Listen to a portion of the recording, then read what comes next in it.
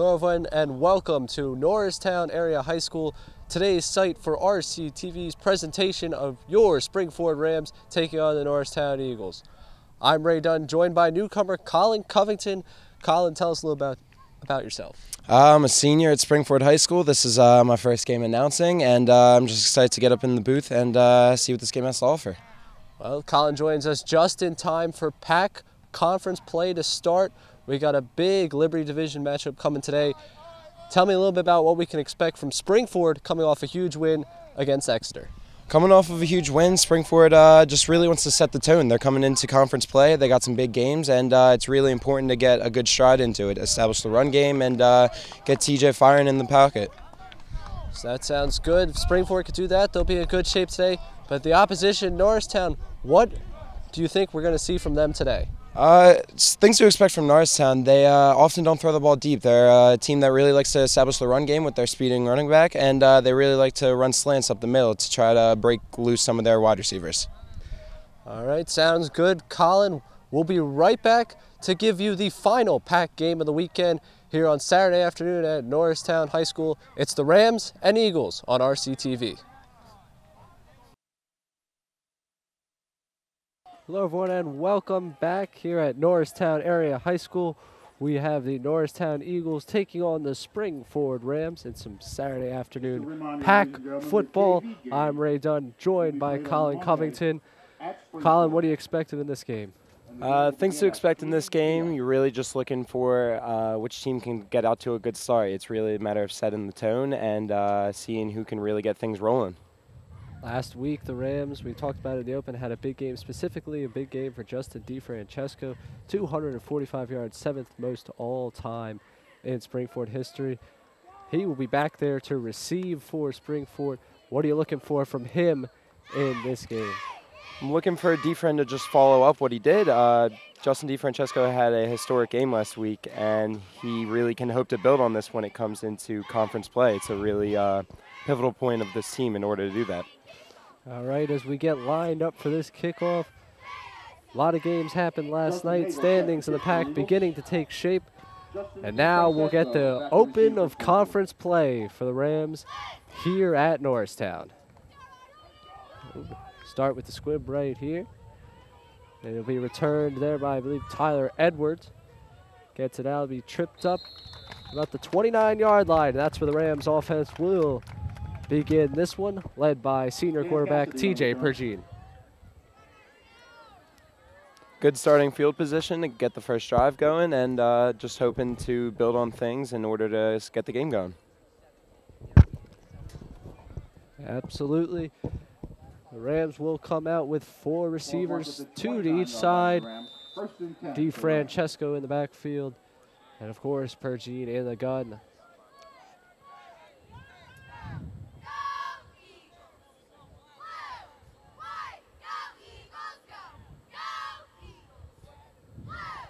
Take snap, and the handoff will go to DeFrancesco. A good start there for Norristown's defense. They'll stop him for a 1-yard loss. It'll be 2nd and 11 from the Rams 28.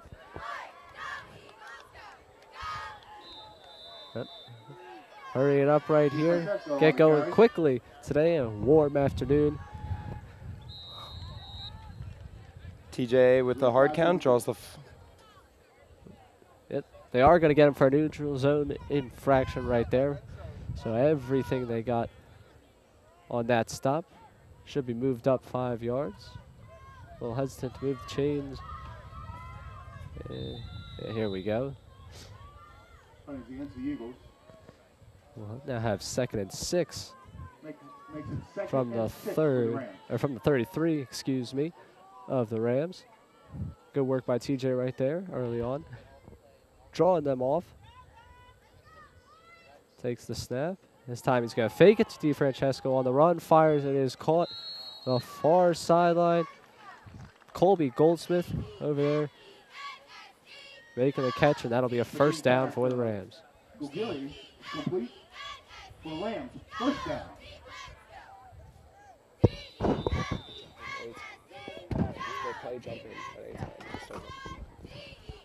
And they'll come back in, another set. Excuse me for the last one, that was Tyler Edwards making the catch. Two to his left, two to his right, and DeFrancesco behind him.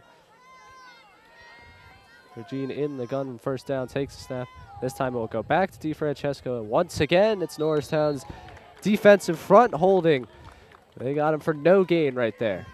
Rams really seem to be liking the same formation that they're running. No gain on the play. Really quick right so far. Colin, it seems like they're just getting back to the line, trying to get plays going at a fast rate. Really important to set the tempo and try to get the ball moving. Again, two receivers to the left, two receivers to the right. DeFrancesco behind him. No changes in personnel so far on either side. Closing on the 10-minute mark here in the first quarter. Gene takes a snap again, and this time it's to DeFrancesco, and this time he's dragged for a loss. Norristown line is really holding tough here. That's 3 carries for him and Williams on the stop. negative 2 yards. What are you seeing out there, Colin? What do you think the issue is right now for the Rams' offensive line? I think the issue is Norristown probably noted the large game DeFrancesco had last week and probably made it a focal point in their game plan in order to limit him in his production. Absolutely. This time we have a little bit of a difference. We have Mitchell Vagnosi in motion. 3 receivers to Pergine's left, 1 to the right. DeFrancesco on his right side, and we got a timeout. Spring-Ford taking its first timeout with 9:32 left here in the first quarter. And what is going on with this offense right now? The offense is very stagnant, it seems. The offensive line isn't getting the push needed in order to break DeFrancesco into open space, and in result, Pergine isn't able to establish the pass game as well. Well, last week, we thought all the problems that we'd seen early in the season for Spring-Ford's offense had sort of gone by the wayside. 45 points and a big win over Exeter. So far, I mean, obviously we're only 2.5 minutes in, but where do you think the issue really lies right now between Pergine, DeFrancesco, the handoffs, and just this offense as a whole? I think it really comes down to the offensive line. It's crucial whether it comes to the passing or rushing game. It's really a matter of can you get the push in order to do what you need to do. And they're getting out here. Now they're going to find DeFrancesco on a screen. He cuts back. Doesn't quite get the first down, but they're over midfield. It'll be interesting to see if Brubaker would be going for this here. 4th and 2.5. And Pergine, remember, they are very comfortable with Pergine punting. They have 2 receivers on each side, left and right, and DeFrancesco behind him again. As Pergine takes a step back, and he will punt it away. This one headed back inside the 20, goes out of bounds. Wow. Right there, one of those interesting play calls. They trust Pergine's leg to get that punt going. He gets him pinned at the 16. Inside the 20, Rams have a good spot in order to limit Norristown's production on offense. Not good field position for this. Well, the first possession, not what you want to see for the Rams, but now their defense is a good place. Offense right there, one of those nice plays, DeFrancesco, just to get something on that drive, get something moving in a positive direction. Curious to see what Norristown will come out with here first play, how they want to set the tempo. They are quarterback by number 14, Isaiah Webb. He's got 2 backs in the backfield, 2 receivers to his left, and he hands this one off right away. And Spring-Ford all over that one. Noah Silva getting to him first. They bring down Zaire Haynes for a loss right there, a 1-yard loss. Again, it was Noah Silva getting to him first. A lot of penetration from the Rams defense on that play. So far early in this game, it really seems as if the running games are just going to be limited by the dominant defensive lines. Webb now in the gun. Looking like Spring-Ford coming out in this formation. 2 to the left, 2 to the right. Back in the backfield, and he hands this one off. And they're gonna keep trying to drag him back. That's James Albert in on that one. Throwing back, number 13, Larry Hill the third. However, forward progress will get him 2 yards, and it'll be 3rd and 9 from the Norristown Eagles 17.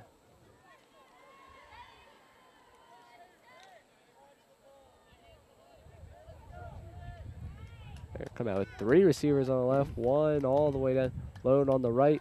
It's important to look for a screenplay here. They like to run this a lot. That one, they got him obvious false start right there. We have a procedure call against That'll be a Eagle. 5-yard loss for the Eagles.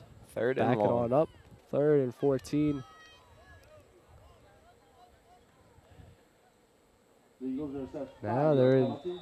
in danger of backing a little too close to 3rd their and own 14 for the Eagles. end zone.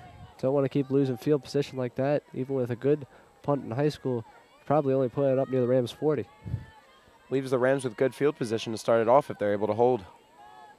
It is a big question for the Rams this season, their ability to get off the field on 3rd downs defensively. Right here, they'll have a great chance. Just have to keep the Eagles from getting 14. Webb takes the snap. He's going to hand this one off, and Wow. Nice first hit right there. Try and see who that one was. Hill on the carry. Larry Hill III was stopped on that play. Yep. Once again, running game really for both teams just hasn't been established. He was stopped on the play right there by Nick Del Romano. Really hard in this sun to be able to tell between those white and gold on the numbers. We're going to do our best here this afternoon. Much easier under those Friday night lights. As Norristown will line up to punt this one away. We already got a flag, and they're going to almost block that one. That one gets up in the air just a little bit. Takes a good Spring-Ford bounce inside the 20. I think that one will end up going a net of about 6 yards. Spring-Ford starting in the red zone. That's ideal position here to really, to struggling first possession to get your offense going and try to get some points on the board. We're going to get some clarification on the flag on the field. I think they're going to give it a false start on the offense, but it declined. We have a procedure call Okay. against Eagle. That penalty Procedure is call, declined. excuse me. I was wondering why they give me the false start signal. First after and the 10 play. For the Rams. 1st and 10 from the 18. They're really going to look to come out here and get some points. Ball I would say you marked take at that. the Anytime you can 18-yard start line. inside the other team's 20, I think you're doing something right. Not too often that you see starting in the red zone. It's quite the gift. Pergine will come back out here with DeFrancesco behind him. 2 receivers to the left, and the right. Running that same formation. 2 wide receivers each side with DeFrancesco in the backfield. Ooh, Big there they run up the middle. He's going to hightail it on in there for the touchdown. Pergine hands it off to DeFrancesco. He goes untouched all the way in. That's 18 yards for the touchdown, and the Rams now have a 6-0 lead.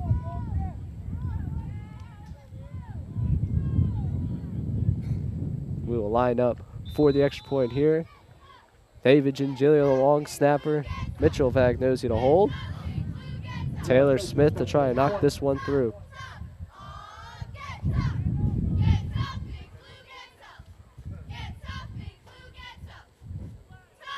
And he will put that one through. It's now 7-0 for the Rams. And on that play, Justin DeFrancesco just eclipsed 1,000 yards for his career. Able to put that one through. He came into the day with 900. 998. So you'd think one rush, the way he's been going all season, he'd get it. Instead, it comes on the 4th rush of the day. Took 4, but it's good to see that he's carrying over with the success from Exeter last week. It just took a few plays to spring him into the offense.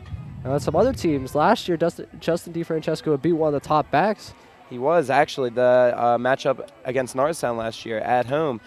Justin DeFrancesco was the leading back, 10 rushes for 92 yards, and just a foreshadow, I guess, of what is really occurring this year. Yeah, well, last year, technically on the depth chart, a 3rd string. Had the talent to be a starter, but just a great running back core last year, led by Soen Simpson, Matt Gibson, and DeFrancesco himself. Now with the lead back role, obviously he's been able to capitalize on that and put up numbers this year. Hey, here's to 1,000 more this year. First to 1,000, it's an impressive feat. Good to see coming into the first conference game. As Taylor Smith prepares to kick this one off deep into Norristown territory. That one goes back to number 10, Austin Montgomery on the return, and he is going to be swallowed up. That's Pete Agler and Leo Van Holtz both getting to him. He'll be stopped before the 20-yard line. Once again, the Rams not letting the Eagles get good field position. Rams are really doing a good job of dominating the tempo as far as where the field position is being established. They're getting good field position for themselves, and Norristown is limited in their options. We're going to start on the 17 right here. One of the underrated things about a game on a Saturday afternoon versus a Friday night is, of course, the sun. It is extremely hot out here. Yes, it is. I mean, we're basically burning to a crisp on the top of the broadcast booth here at Norristown. I can only imagine how they're down there on that field feeling and fully in pads. As the first play, we're going to hand off. Zaire Haynes, he's going to go nowhere, swallowed up by that right side, left side of the Rams defensive line. I believe James Albert was in on that one, and a couple other Rams. The Norristown Eagles, it seems to be a key point in their focus. They really seem to want to establish the run game, but the Rams are just holding stout at the line. It's almost one of those things for the Rams today where you're trying to force the Eagles to beat you over the top. You're going to leave a lot of guys. They have a ton of guys in the box. I don't think I've seen two safeties deep yet so far. I believe it's only been Pete Agler deep. As the Eagles will get going here. Webb rolling out. He's rolling. He's going to get across the line of scrimmage, and that is once again James Albert pushing him out. They will get to the 22-yard line. It'll be about third and let's say 6. It's a good point. Norristown, their quarterback, he does not like throwing the ball deep, and Spring-Ford was able, they're not respecting that, and they're not loading safeties deep, and they're really just trying to crack down on anything inside. Obviously, the first third down we had was a 3rd and 14. This one, much more manageable for the Eagles. Rams going to have to try and hold here, as I think this might be a pass going 5 wide. This may be. They were lining up. Cue the wide receiver run. Webb backfiring across the middle, and it is caught for the first down. An impressive catch right there by number 18, Boubacar Diawara. He's a focal point for this team, Norristown Eagles. He's a big wide receiver. He's extremely talented as far as what he can do, and they want to continue to build on him. He's got very good hands. Right there coming out of the slot. Webb knew what he wanted to do with that one the whole time. And he placed that perfectly in for Diawara, only where Diawara could get it. And if you know your receiver like that. At 6'1", lengthy, he's able to go get the ball in positions where most wouldn't. And we're going to go with another 5 receiver set. Webb in the gun. He takes a snap. Back. He's blitzed. Firing quick. And they're just going to drive him back. That was John Devine. Seems to be a late hit on the quarterback possibly here with the penalty. And the Rams came after him strong. Quite a few guys getting in there on him, as we'll have a little conference between the referees on what they saw.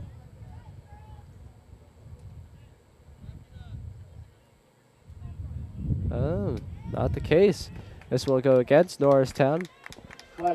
Just a good, clean, hard hit up the middle. Player down the field. And they had an eligible player down the field, moving this one back. We'll see where this goes. Penalties right now really killing Norristown as far as where they can establish themselves, and they just can't get in any mojo. Inopportune times at 3rd and 9, the false start right here. First down, you don't lose anything. You're able to avoid the sack, and you have an ineligible player down the field. 1st and 15. So line up again with 5 wide and Webb in the gun. Webb takes a step back, looking. He's getting chased around a little bit. Now he's going to try and get on the move. Give it chase. Nick Del Romano will knock him out of bounds. And it'll be 2nd and 6. He picks up 9 on that scramble right there. Knocked out of bounds at the Eagles' 42-yard line.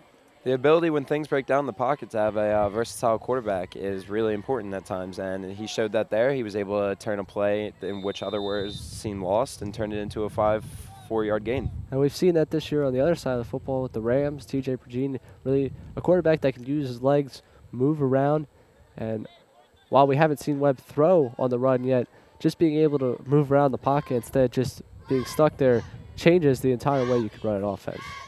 2 receivers to the left, 2 receivers to the right, 1 in the backfield. Fires the screen out to Diawara as he'll pick up the first down, tripped up right there.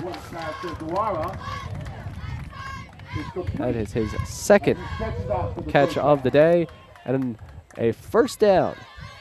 Senior Colby Goldsmith in on that tackle there. Ball is marked on the Rams. Goldsmith marking him over on this side. 1st and 10 for the Eagles. So right now, you're seeing for the Eagles, when they want the first down, they're going to Diawara. It's a tongue twister. It really is. They got trips to the right. Oh, a fumbled snap right here. Webb's just going to jump on it. He'll blow that one dead. Loss of 10 on that play. That one hurts. Execution's a pivotal thing when it comes down to winning a game. You really need to be on your sharpest game to beat the other team, obviously. And between the penalties and the muffled snap there, Norristown does not seem to be coming out. It's one of those things that'll drive a coach crazy. You can have matching up two teams. You can have plays where they're just flat out better than you, but when you're beating yourself, that's an issue. And right now, the Eagles seem to be beating themselves in these plays. Again, trips to the right, one receiver to the left. Webb takes snap, he'll roll out to the right. He's looking, he is going to be dragged down right there.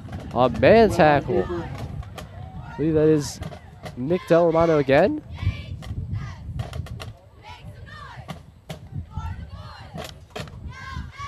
That is Nick Del Romano that came up on that tackle. If you look right here again, he just grabbed Webb and threw him to the ground. Webb trying to make something happen.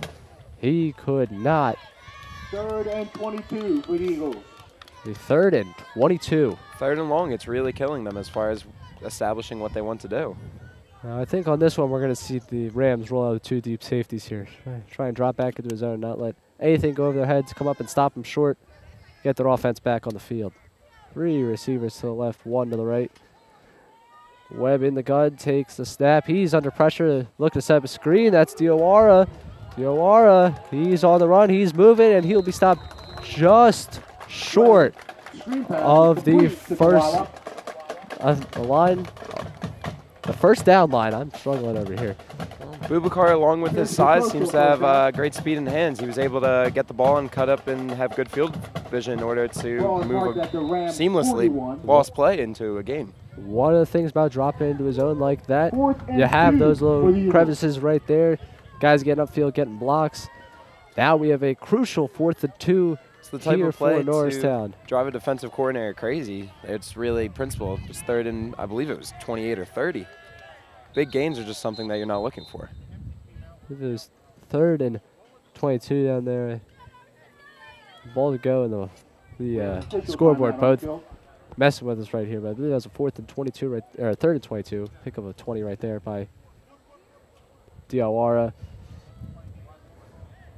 And we're going to have a little timeout here to discuss. I haven't seen anyone signal for a Norristown timeout or a Spring-Ford timeout. Scoreboard is still reading us. 2 timeouts left for the Rams, 3 for the Eagles. Official timeout for water? Does that happen? Guess you can expect Norristown to come out here, talk over. It's a crucial play as far as converting this big 4th down.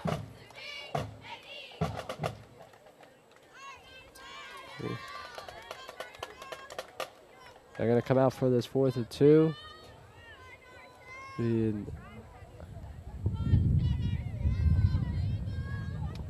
As Norristown will trot back onto the field. I guess we're not going to get a explanation on why play was stopped right there.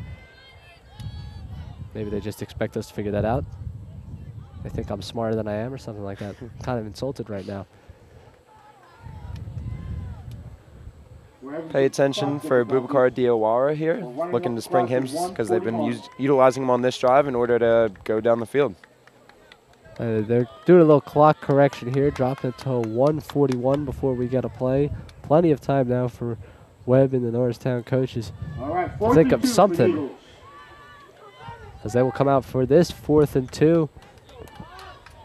The Rams can hold here. They'll have good field position and already have kept Norristown from scoring on their first 2 drives. 3 receivers coming out to the left. Trips over there. And you got 1 to the right. 1 in the backfield for Webb. He's going to take this one from the gun. He takes a snap. He's back. He's looking. He's already on the move. He's going to try and pick this one up on his own, and he will. Webb on the keeper. And the keeper will get them a first down. That was that mobility we talked about earlier. First when it really down, comes down to it, Eagles. it's a vital thing in an offense. It opens up many things. That was Gunnar Romano on the other side, chasing him down. You see right here, Ball spotted at the just Rams trying to break 30. down and make that tackle. Webb was able to First down, bounce it Eagles. outside, pick up the first down. That was a big missed opportunity for the Rams. Had it been 3rd and 22, and they end up picking up the first down. But regardless, it'll be Norristown with 1 to the right, man in motion. End up with 3 to the left and a handoff here to Hill. Hill will be stopped. Oh, they knocked the ball out, and Spring-Ford has recovered the fumble. Spring-Ford comes up with that one. Could not tell up here who forced that one or recovered that one. But here we go again on a replay. We get the handoff to Hill following this man in motion. Hill on the carry, fumbles. Rams Hey, recover. hits, First and 10 for the Rams. tries to hit the hole, instead hits one of his own players and runs into a couple of Spring-Ford guys. Ball on the ground, and for the opportunity they missed, they just created one right there. Now the offense back on the field. Pergine will take the snap. And more of what we've seen so far. DeFrancesco with the handoff. Picks up about a yard. 50% though.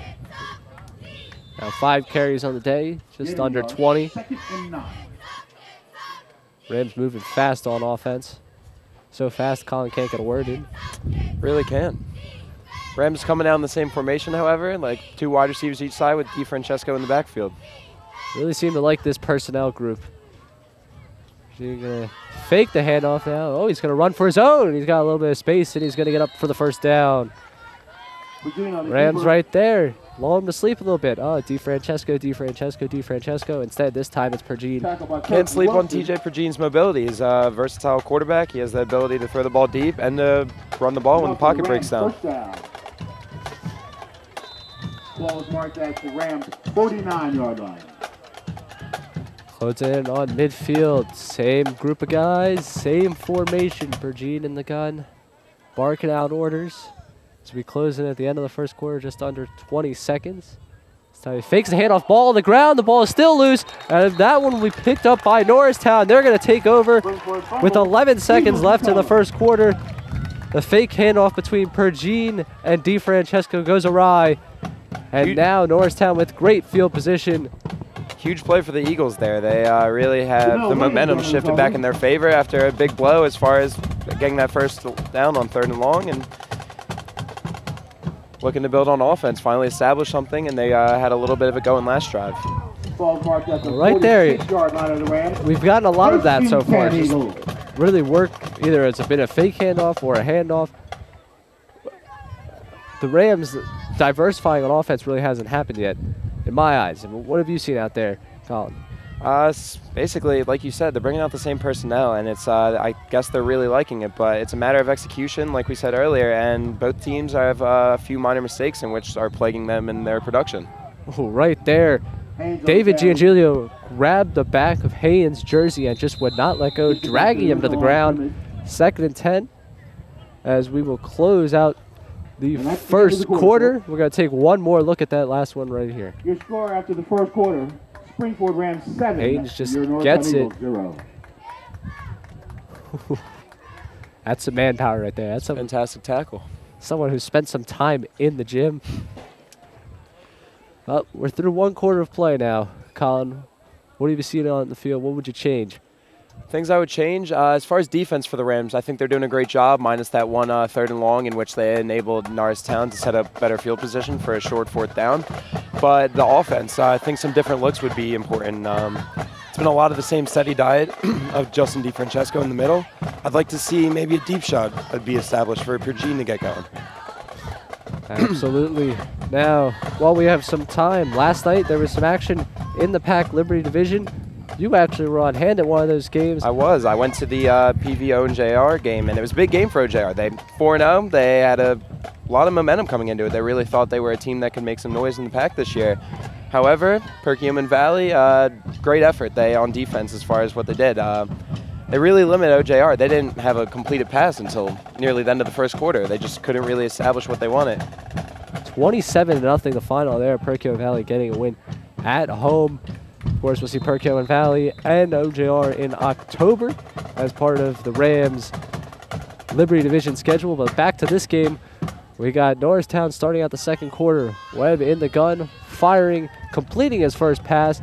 That one is to number 1, who does not appear on our roster sheet. So congratulations to him. First down. Norristown players slow to get up. Check that Webb's pass to Hill is complete.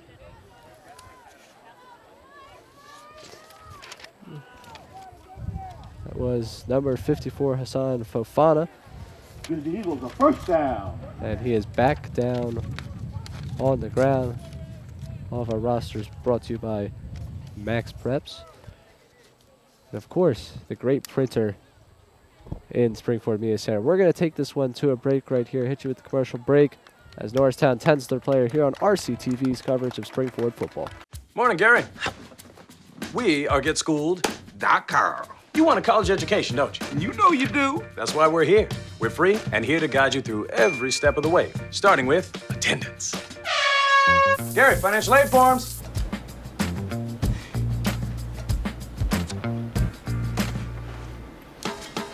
Picking a college, man. You and us. We go together like tacos and Tuesday. And I love tacos. Go to GetSchooled.com.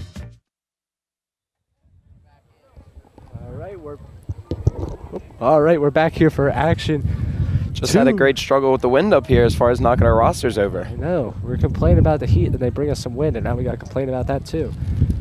There's a little bit of a messed up with the snap right there. Webb hands it off, and Haynes is going nowhere very fast. Runs into a slew of Rams right there. Will be a 2nd and 10 for the Eagles from the Rams 35. Rams so far really have to be happy about how their defense is playing. Very stout against the run so far. For all the Diawara completions we've seen, the big one on 3rd and 22, the running game has not been able to get going at all for the Eagles. Bring it out here. 2 receivers, again, 2 in the backfield, and 1-2 Webb's left. He's looking to his left. He's firing to his left. He's got a man open, and he drops the pass. Oh, he had a touchdown in his sights, a little bit far out in front of him. But that is a big opportunity missed right there for the Eagles. It's a beautiful move. Rams catch a break with that play. Once again, number 1 not on our roster sheet, so I would love to give you the name of the guy who got that wide open. Fortunately, we cannot. Very, very close to making the Rams pay right there. Very close to almost equalizing this one. Catching a huge break. Eagles, like we said earlier, between the penalties, the muffled snap, they're beating themselves right now. All right, now with 3 wide receivers to the right, Diawara back on the field. Webb in the gun. Takes the snap, hands it off to Haynes, looking for room, and he's got no room in sight. That is number 32, Benjamin D'Arcangelo, driving him backward right there. Noah Silva also in on that tackle. He's a large part of this team. He's been a long-term starter with a lot of experience for the underclassmen and just an overall leader for this defense and Rams group. 4th and 12 now for the Rams. You mentioned Silva, been a big leader. D'Arcangelo, one of the shorter guys on the team, but actually well-built. Drive right there. You saw all of the muscle on display right there, driving Haynes back into the backfield. Very strong line the Rams have. Very talented and just big in general. Noah Silva and Benjamin D'Arcangelo large. Webb taking the snap. That line was coming after him. Diawara over the middle. And he makes the catch, but it's Nick Del Romano right there making the stop at the 30. And the Rams will now take over on offense. Del Romano seems to be having himself a day on defense right now. He's done very well for himself right there in the middle of that defense, playing linebacker so far this season. Be able to come up on runs, covering the passing game. Just a plethora of skills for him out there. Anything new you're expecting for the Rams coming out here? Well, we're going to get to see a little bit of Rick Gross, wide receiver. He's going to line up the trips. Saw a lot of him in the Wilson game, one-on-one situations. They like his size. Obviously, how can you not at 6'5"? 6'5" in the Pac-10. That's a dominant player there. We got 3 to the left, and we're going to go with another running play. DeFrancesco going to muscle his way down, pick up 2, maybe 3. They're going to give him 3. Looks a little generous to me, but 2nd and 7 for the Rams. Rams remaining trips to the right side here. And they got trips closest to us. 1 on the far sideline. Virginia again going to take the snap again, going to give it to DeFrancesco, and there goes that generous yard they gave. Back it on up. But both of these offensive lines really just seem to not get this initial push they need in order to open up a hole for DeFrancesco. Yeah, 3rd and 8 now. Seems to be a passing situation. See what the Rams bring out here. They're going to have 3 receivers to the left, 1 far to the right. DeFrancesco again back there. Looking like a one-on-one scenario for Gross, closest to us. Virgin, though, he's going to have his pass tipped. He's going to catch his own pass. And that will be 3 down and 3 out. As Silva tripped over Virgin right there. Look at the replay, one of those interesting plays in football. Gets his hand up, and Virgin capitalizes on a tip drill with the catch. We'll bring out the formal punt unit here for this one. Offense really, besides that big play, they've been stagnant as far as their production. And we're going to get the punt here. This is Taylor Smith setting this one back, and it'll be caught by Diawara. However, he falls to the ground, will not be going anywhere. 36-yard line. It's ideal position for Norristown Eagles. All game they've been pinned within their own 20 or just 3rd and long. And right here they have an opportunity in order to set their own momentum and try to change the game. Eagles really hanging with the Rams, countering pretty much everything they've given them. And aside from the Rams getting set at their own 18-yard line and then a nice run by DeFrancesco, they haven't been able to get much going.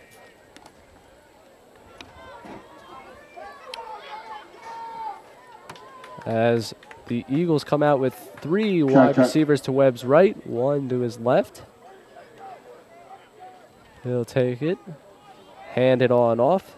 It's number 27, and he's not going anywhere. He is also not on our roster. Rams shut that one down. That is Colby Goldsmith. Thrown him to the ground, 2nd and 10. Yeah, well. Number 1 and 27 missing from our roster, and still wish we could give you a name, but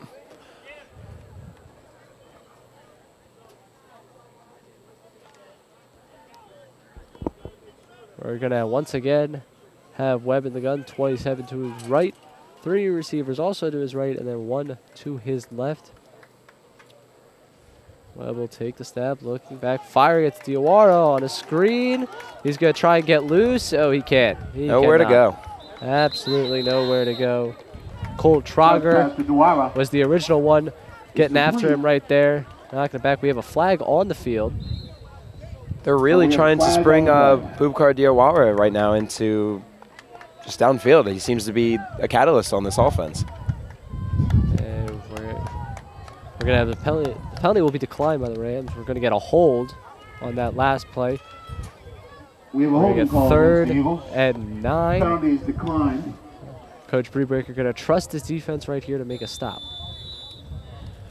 Rams definitely looking to improve here off of their last 3rd down where they let the middle of the field wide open in a big game. Right now, the focal point of this offense, the reason they've been moving down the field has been that Webb to Diawara connection as he'll trot out on the near sideline to Webb's right with 2 other receivers. A one-on-one matchup though all the way to the left. Webb will take the snap. He is going to be swarmed, and the Rams are going to get DiArcangelo finishing off the work done by Nick Del Romano once again. Mentioning his name. He's having an incredible day. He's all over the place. He's in coverage. He's just doing his job. The backfield and the defensive backfield, everywhere you want him, that's where he is. Ball's marked at the Eagles 30. Another punt from the Norristown Eagles. This will be Tyler Haight to punt it away. And we're going to get another stoppage play. There's a flag thrown. Laundry on the field. There's been a lot of that today on 4th down. Well, conference.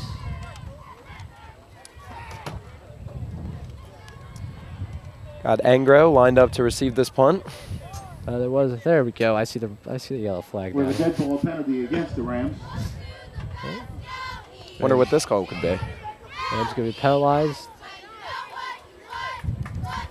Ball is marked at the Dead ball 35 penalty is all the yard line. explanation we're going to get. Did not see what Fourth and referee 11 signaled for the right there, Eagles. so we're going to Back keep going with this one.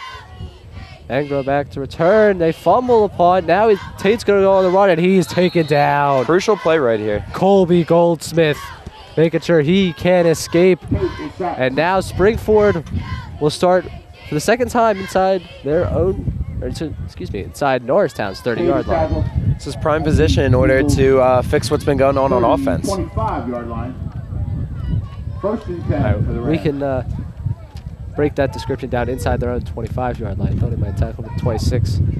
What do my eyes know? This time we're going to come out with 3 receivers, 2 per Gene's left, 1 to his right. Francesco in the backfield. Mitchell Vagnosi in motion. They fake the handoff to him. Pergine goes in motion. He loses the ball. He lost the ball, and Norristown is going to come up with it. That's Tate, who was just a punter. He picks that one up. Recovered by the Eagles. And now First the and Norristown 10. Eagles have another opportunity on offense on the second Rams turnover of the day. Can't imagine either coach should be happy right now. The execution from both teams is very sloppy. Ladies and gentlemen, the Norristown Has been a bit of a cheerleaders sloppy set up first half. Not much going on $10 either a offense. shot. If you take away that 18-yard touchdown run, we haven't seen much of anything from either offense. 3 and outs and a lot of very short runs. Penalties on Norristown side. Turnovers on Spring-Ford side.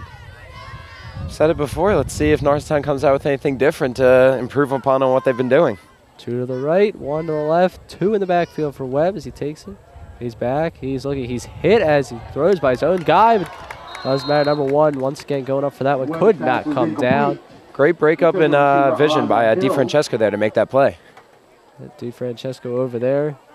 Makes it 2nd and 10 for the Eagles. That was the first time today we've seen Norristown throw anything relatively deep. Yeah, we've had the 2 passes to number 1. The one earlier that was dropped, and then the one right there, well covered there by DiFrancesco. Seems to be number 1 as their deep threat. Yeah, absolutely.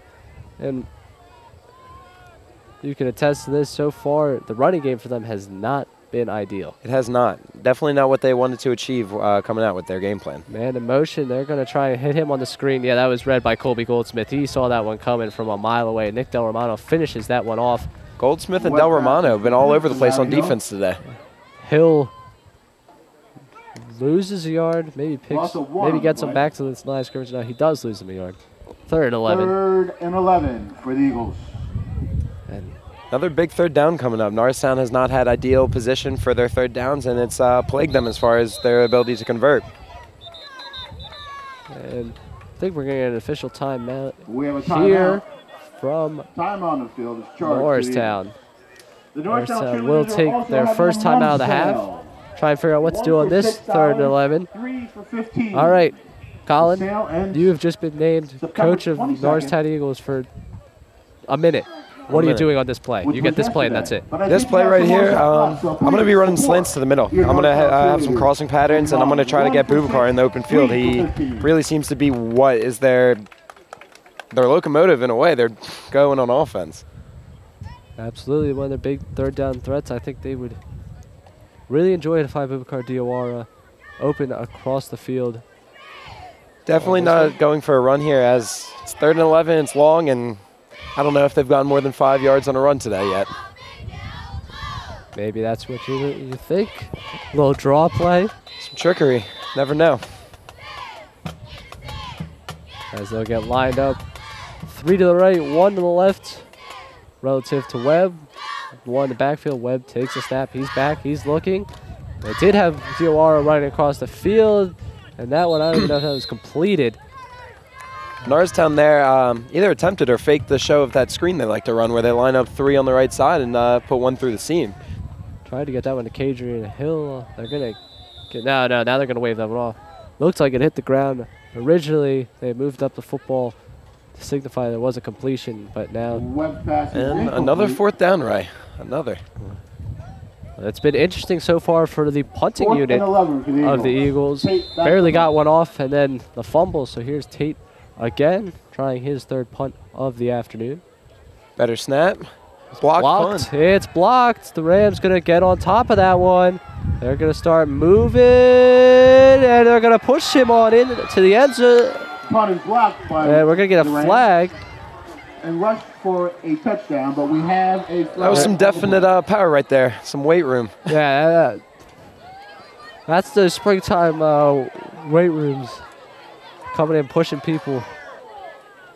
Curious to see what they're going to call on this flag here, if the touchdown will stand. Absolutely. Exactly what you need for the Rams. It's always good to get your special teams involved when other things aren't working. Yeah, right there. I mean, for example, you have our Philadelphia Eagles here. Their special teams are always crucial in what they do when the offense isn't going, and proves to be a large point in some of the games. Illegal advancement. Illegal advancement on the Rams. So that we will not be putting points up on the board for that one. Big 1st and goal here. So instead, the Rams will just take it over at the 8-yard line. I'm sure they're really bummed about taking it over that close. 7-yard line. 1st and goal. Always good to have good field position. And we will have 3 receivers, 2 per Gene's right, 1 to his left. Edwards has been a main target of them going towards the end zone. I wouldn't be surprised if we see a fade to him right here. Big addition to Rick out on the field as well.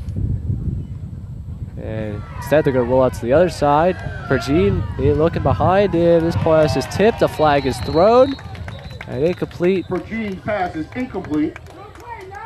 Risky play there. Norristown almost came up with a big interception. Yeah, right there. It was Najee Beals getting his. Najee Beckles. Yeah, turn around. Penalty on the Rams here.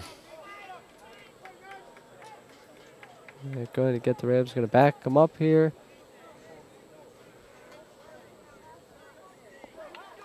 Keep on moving.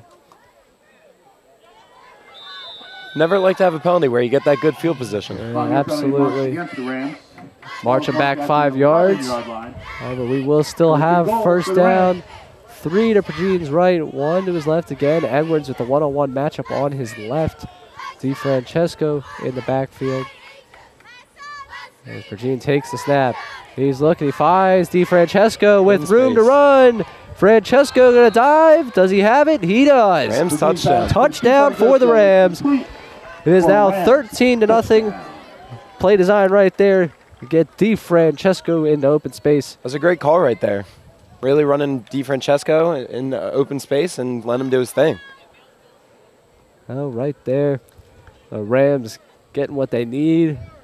Capitalizing on the good field position. Coming back after the penalty. Turnovers have been the story of this game. All the points have come off turnovers, actually, in this case. Otherwise, than a bad punt that only went 6 yards. But here we go. Ian Julia, the long snapper, gets that one to Vagnoni. And Taylor Smith knocks it through. It'll be 14-0 for the Rams with just under 6 minutes left here in the second quarter at Norristown High School.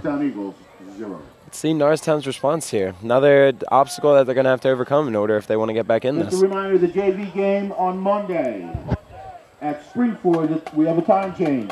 The game will be played at right there, 3:00 p.m. The penalty, not something. But after that, it looks like the Rams are starting to open up the playbook a little bit, use a little bit more. We haven't seen a lot of their offense. Have not. In terms of time of possession, I believe the Norristown Eagles got that one unlocked.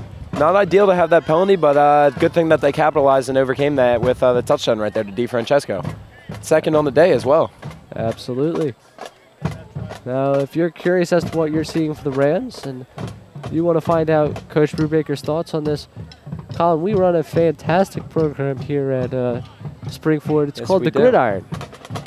Check it out. Hosted by Mr. Brennan. They went on location to Patriot Chevrolet this past week with the great car that the football team's auctioning off. Watch the Gridiron. Let's get the inside scoop on Spring-Ford football. As Taylor Smith kicks this one off. This will be fielded by number 27 and Pete Agler. Agler.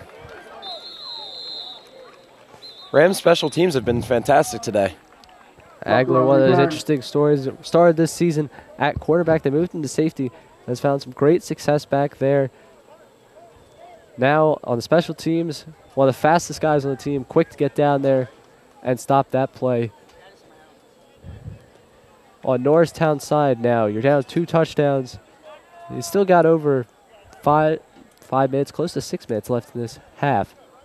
How are you trying to get down in the end zone so you avoid going down 2 touchdowns into the half? My opinion, Spring-Ford wouldn't be expecting it. They haven't really ran a big play otherwise than the drop ball near the end zone in the first half, and maybe take a big shot here. Try to see if they can get something downfield. They got Nick Hubel on number 1 to the right of Webb. 3 receivers to the left. Instead, it's going to be a pitch, and Haynes is going to be stood up and then dragged down. Rams have been all over the run game today. That is DiArcangelo and Giangiulio just dragging him, imposing their will on the offensive line, and then pushing the pile backwards. It's never ideal as a quarterback not to have a run game, because when there's not a run game, they're going to be expecting the pass, and you really are limited in your options there, and you can't have them guessing.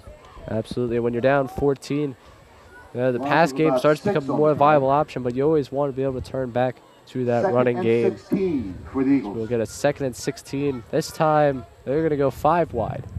3 receivers, 2 Webbs. Nobody right in the box for the Rams. to his left.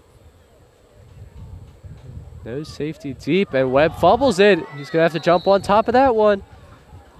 We have a fumble on Someone's play, going to get recovered by credit Webb. for a nice sack right there.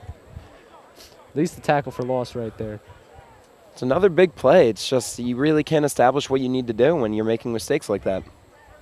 For both sides in this game. It almost appeared that Webb was trying to get moving with the ball, get that play going before he had full control of that football. Ball is marked at the Another 2-yard third and line, long. Eagles. Yeah, Mr. Brown would say this is a 3rd and a country mile. About 28, Third I and believe. a long way for the Eagles. Yeah. Described by the PA announcer as a long way. At some point, the math of yards becomes a little bit difficult. Yes, it does. 2 to the left, 2 to the right, 1 in the backfield. Webb takes the snap, and he's just going to punt this one away on 3rd and 28. Colby Goldsmith. Interesting. Colby Goldsmith going to get into the stat sheet as a punt return for him. Not often you see a punt on 3rd down. Sometimes you're just that far backed up, you're that worried about the safety, and then Spring-Ford taking over on offense. Just give it to him on offense anyways. Story of the game today. Rams' ideal field position. They've really been all over where they want it to be. I think right there, that punt, getting back to it, might be a real confidence area of your defense. Like, we believe in you. We've seen you stop the Rams so far. Go out there and do your thing. Going to need a big play out of this defense in order to shift what the Rams are trying to do. They got James Albert in the slot for the Rams. 3 receivers to Prachine's left, 1 to his right. 1 back, Albert in motion. Going to hand this off, use him as a lead blocker for DiFrancesco, who pulls up about 4 or 5 yards. Albert doing a great job opening up space for DiFran to run with being the lead blocker. They just got DiFrancesco by his legs. Look at this replay right here.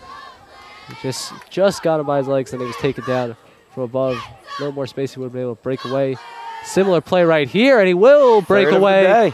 DiFrancesco continuing his tear for the Rams. He runs that one in for the touchdown from the 33-yard line. Excuse me, from about the 29-yard line. Regardless, a big touchdown run for DiFrancesco, and the Rams now have a 20-0 lead. Out of conference, in conference, DiFrancesco seems to be able to do what he wants. Minus the rough start he had in the beginning, he's really established his run game today, and he's really having a great game with 3 touchdowns. And it's only the first half.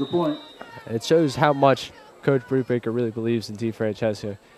He talked about it this week in the Football Player of the Week interview, how Coach Brubaker's always really been an advocate for put him in places where he could succeed. And these runs, you're chipping away, eventually you get it. The snap by Giangiulio, the hold by Vagnosi, and the kick by Smith. All good. 21-0. Rams lead this one here at Norristown. It's been a quick turn of events here. It has. Rams offenses start to gain some momentum and be able to do what they want. And defensively for the Rams. Fantastic today. You talk about a team when your offense isn't going well, someone picking them up. This defense, you lost all the starters from last year. So an inexperienced bunch. Sometimes defense has got to put it on their back until the offense gets it going and vice versa. And right now, the defense up until then was doing a great job at keeping the Rams in this game. Absolutely. Today, only 4 games into this season, playing like an experienced bunch, playing together as one. Compared to the early season problems they had, the Rams seem to be turning things around at this point. Good time as conference play starts. Absolutely. They put together a full game last week against Exeter. More like 4 full, like 2.5 quarters before the starters were pulled as they were up 45-7. Yes, they were. Great game. I think it was also a big momentum booster there. And also the game at Wilson, even though the outcome wasn't exactly what they needed, it was, well, you could say a morale booster for the team. Here we go, Smith. Kick this one off. Drives this one back to 27. He'll take it from his own 10-yard. Then he'll find a seam. He's going to start moving up, and he'll be driven on backward. Del Romano. Tucker on the carry. Once again, who else? We'll get about to the 27. 27 will take it to the 27 right there. In case you're just joining us, I'm not just yelling out people's numbers. We do not have 27's name. Apologize. Or number 1 as well. The 29-yard line of the Eagles. 1st and 10, Eagles. Yeah, this Rams defensive unit all year, they've done a great job at standing their own ground in situations in which they've needed to. I need a new pair of sunglasses. Mark that one at the 29. I'm going to need a new thing of sunblock up here before this game's over. You're telling me. Nice and toasty. Webb in the gun. 2 receivers to his left, 2 to his right. And he's got a back in the backfield. And oh, he's being chased. Giangiulio coming after him. Instead, he turns around, finds 27. 27 going to make a man miss. He's moving down the side. Excuse me, number 23 moving down the sideline. Colby Goldsmith gets him. That is Kadreen Hill picking up the first down. Now some excitement here on the Norristown side of the field. Big play. Signs of life from the Norristown offense, which has rather been stagnant. Since that conversion of the third, from the 3rd and 22 to the 4th and 2 and that 4th down conversion. Since then, they hadn't really got much going. Now, Rams have also done a great job at limiting Boubacar Diawawa's production as well, ever since he had kind of had a little breakout midway through the first. He'll be covered by Van Holtz on the far side of the screen, the further receiver from Webb. 3 on his left, 1 on his right. They're going to be looking to that side. He just leaves that one a little too far out of the reach for number 4, John Devine. Goldsmith on the coverage. Eagles seem to be opening up the playbook a little bit here, trying to get things going deep, and overall they're just trying to change the tempo because obviously what they've been doing hasn't been working. Absolutely. Down 3 touchdowns. You got to open this one up a little bit. They only had about 3.5 minutes to get anything going before the half. They definitely don't want to go down there with a goose egg on the scoreboard. What are you thinking if you're Norristown's coach heading into halftime? I'm thinking penalty's got to stop, and you absolutely need to start moving the ball, get a running game going of some sorts, because their offensive line has not been able to get pushed. There's even been some pressure, and oh, that is the 3rd drop of the day for number 1. Tough day for number 1, in which we still don't have a name, but he had a deep threat that was dropped, and right there, just overall tough day. All right, now we've decided to get smart and listen to the PA announcer. That is Elijah Hill, number 1. Now we just need number 27. We got a complete roster.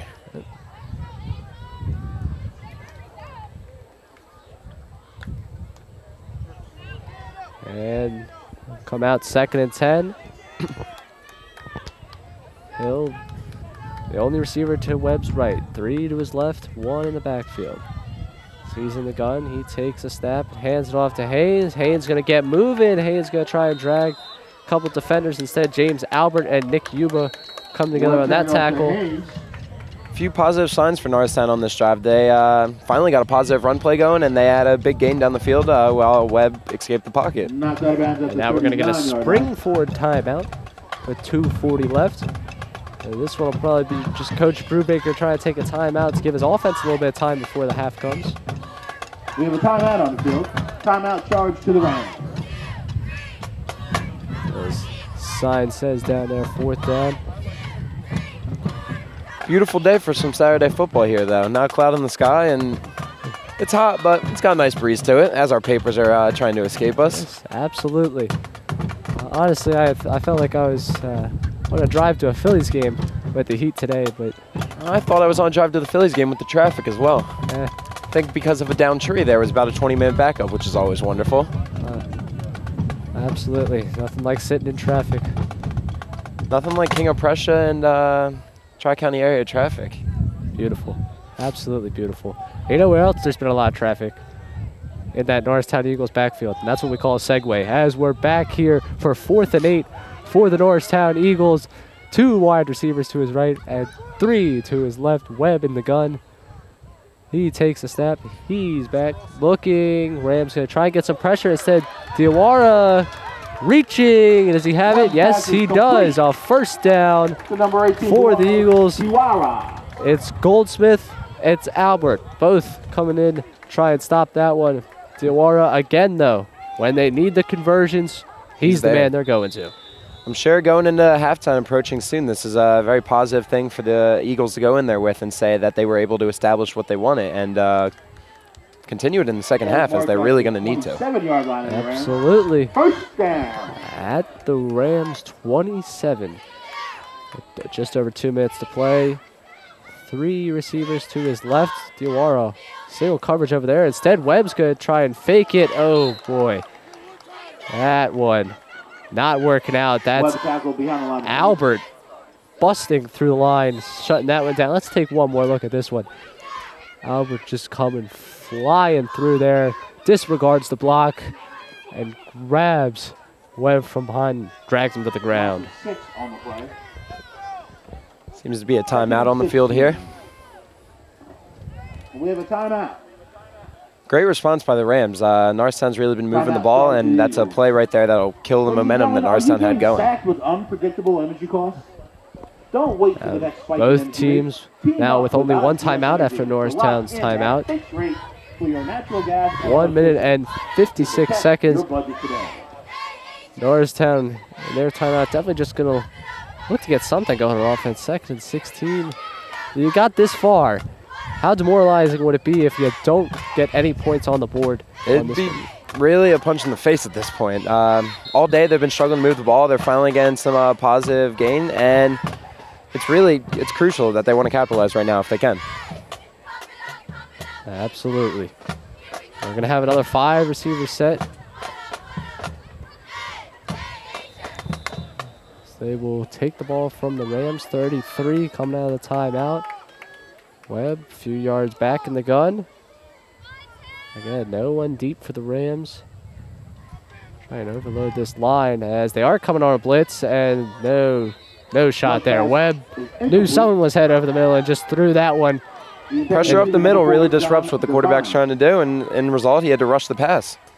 They get the replay right here. 3rd and 16. You can see the linebackers creeping up for Spring-Ford. It's just a classic 6-on-5 numbers game right there. Well, would have been nice if they had a running back to pick up that blitz right there. However, nobody there to do the job. You got 5 wide. That's one of the risks you play. You don't think that a team's going to send 6 when you got 5 wide, but trusting the Rams guys to get there, get to the quarterback before any one-on-one matchup could go awry. Webb back, looking. Oh, and Tez almost gets it to Diawara. Webb's really taking a beating on this drive right now. Right there it was again the Rams with having faith in their secondary and just really all over the place. Sending a couple extra guys there to get the passer. It's going to be important to have a talk with the line right now. Webb can't keep taking hits like this, and he can't stay in the pocket and be able to throw how he wants. Absolutely. A little bit of adjustment to their blocking. They might be able to hit Diawara. You saw right there on that replay that it just went out of the reach of his hands. And 4th down. You will get a 4th and 16. Now, if they don't pick this one up, the Rams have plenty of time for this offense, the way they move down the field. 148, but as for this play, they got 3 to Webb's left, 2 to his right, and the snap goes by him. He's going to pick it up, though. He's got some time. He fires over top, incomplete.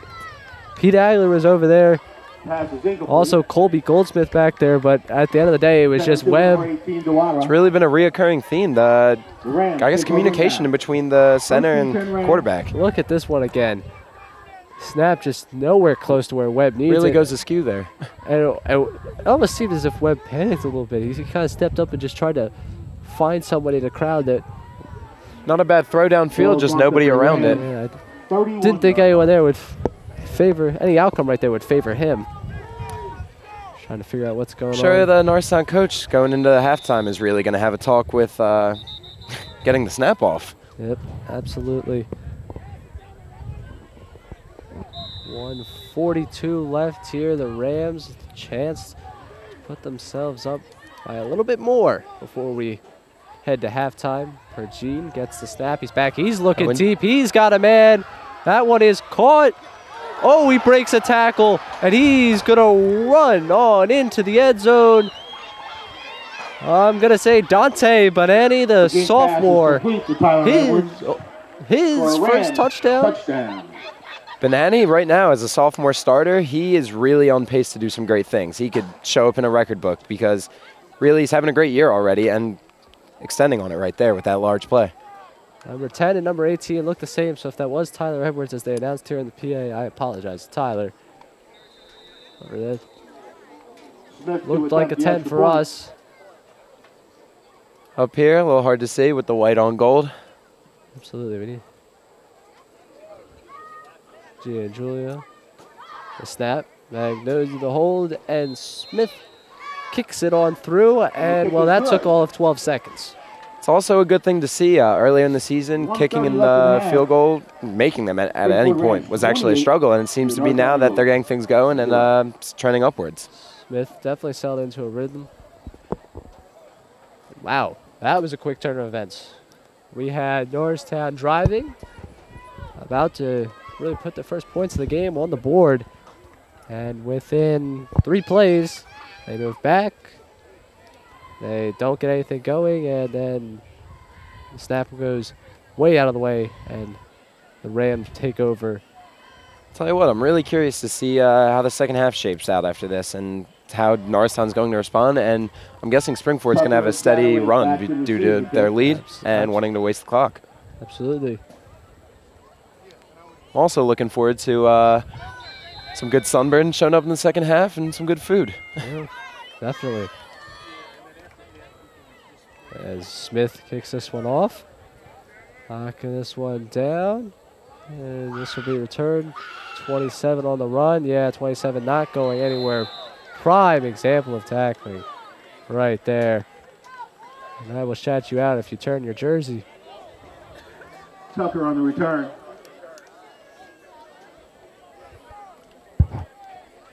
Yep. Well, I saw Pete Agler get down there. Aside from that, who actually made the tackle. Ball's marked at the 12-yard line. We are not clear on. Great play by him, though. Taking him down inside the Eagles 15. So you just have to avoid them going 88 yards in minute and 24 seconds. 1 timeout included.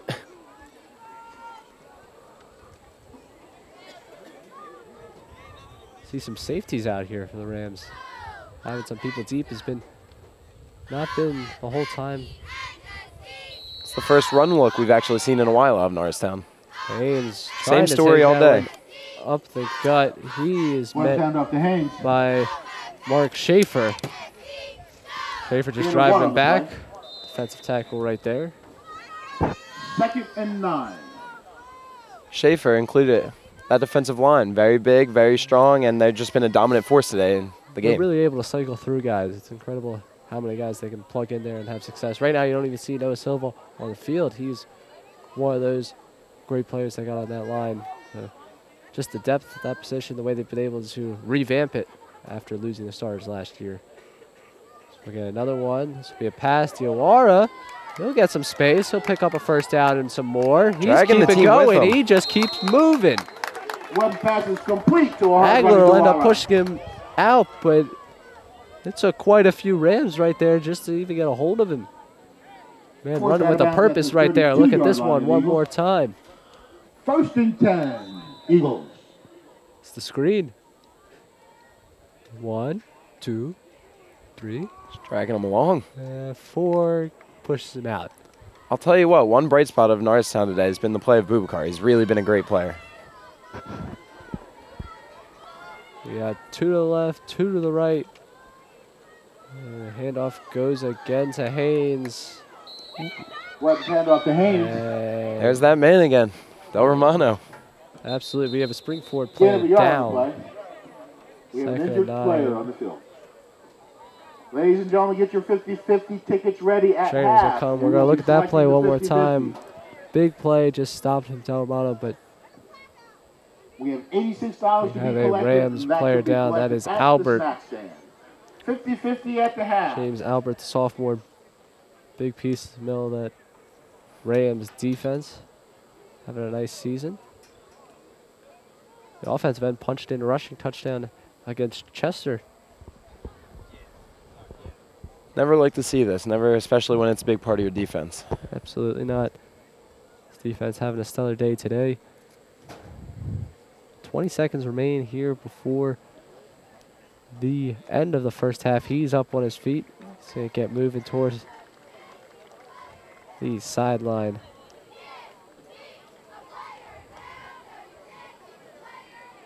Can't expect much out of Norristown on this with 20 seconds and about 70 yards to go. You really can't expect anything. That might be the old broadcaster jinx right there. You might want to watch what you just said. I'm going to hope it's not but lack of a deep threat this game so far would lead me to believe that. You say that. Let me tell you. You're going to learn quickly that once you say something won't happen, things start happening. Webb, 5 receivers. Takes a snap. He's back. He's being chased around. That's Giangiulio getting off his block. He's going to fire. Incomplete to Haynes. Yuba on the coverage. Incomplete. Still with 7 seconds left to prove Colin wrong. Thankfully, I was correct for those 13 seconds. Norristown will come out on 3rd down. And this play right here is just an example of how Webb can move out of the pocket when he thinks it's collapsing. He gets moving, he gets moving. He finds it, he puts it in a nice spot for Haynes. However, Nick Yuba was right there with him every step of the way. Rams here really just looking to prevent any issues, anything deep, and keep them from putting any points on the board. Absolutely. That's what the broadcaster wants you to think. Webb takes a snap. He's already under pressure, but now he's got some open space. Oh, he's going to take off with it. He's got to run with it, and yeah, he'll be thrown out of bounds with no time left in the first half. Interesting selection right there. 48, and that's the That will wrap up the first half here on RCTV. We are on the road here at Norristown Area High School for the Spring-Ford Rams and Norristown Eagles. Rams up 28-0 as we head into the halftime break. We'll be back with more action in the second half. Thanks for coming in for the interview. Oh, yeah, of course. All right, we got your personal references, your resume, high school diploma or equivalent.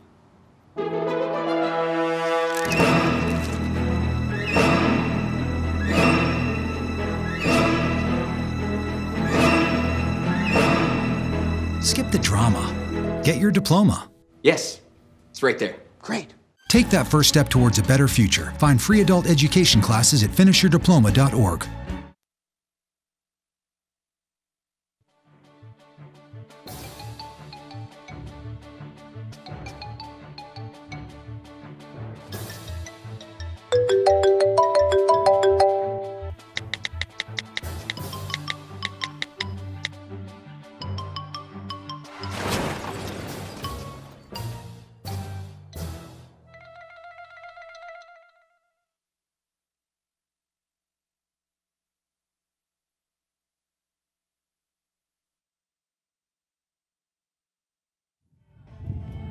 Welcome back to Norristown Area High School. I'm Ray Dunn, joined by Colin Covington up here above the press box, burning to a crisp on this warm September afternoon, bringing you Spring-Ford and Norristown in Pac Liberty Division football.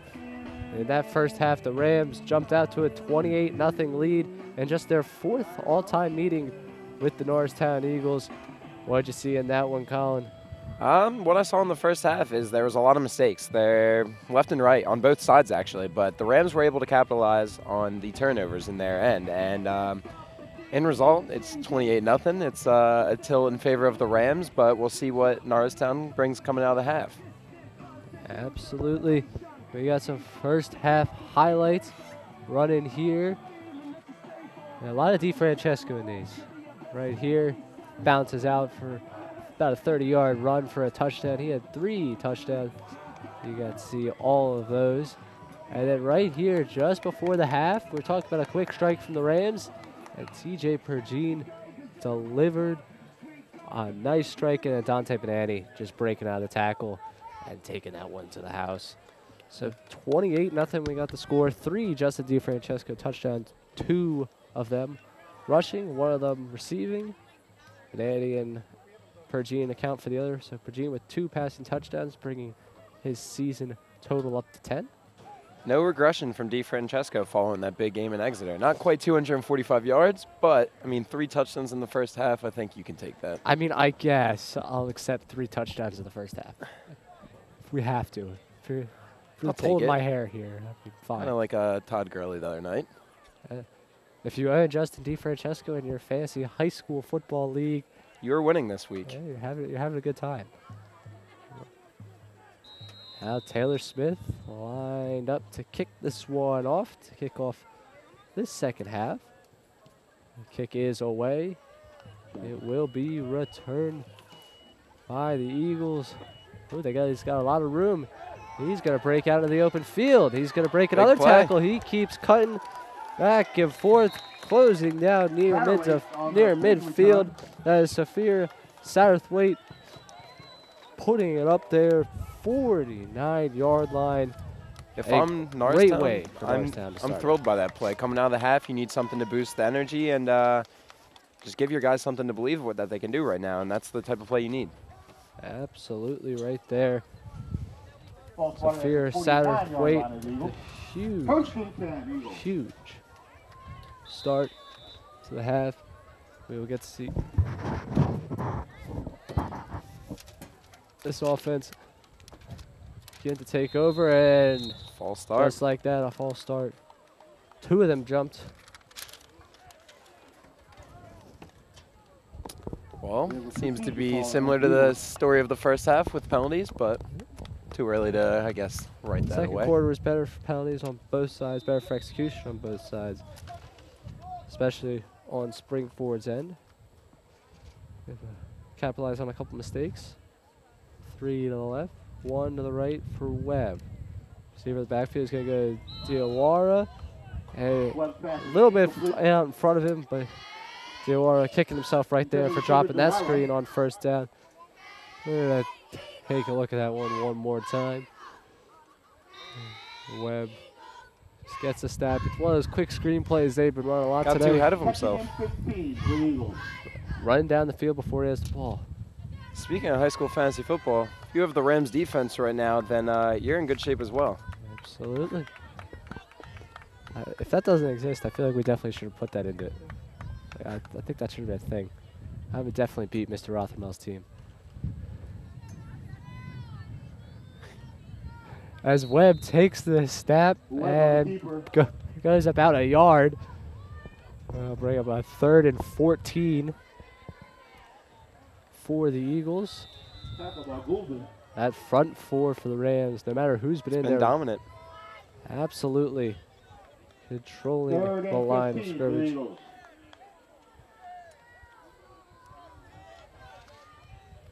And now we're going to get 3 receivers once again to Webb's left.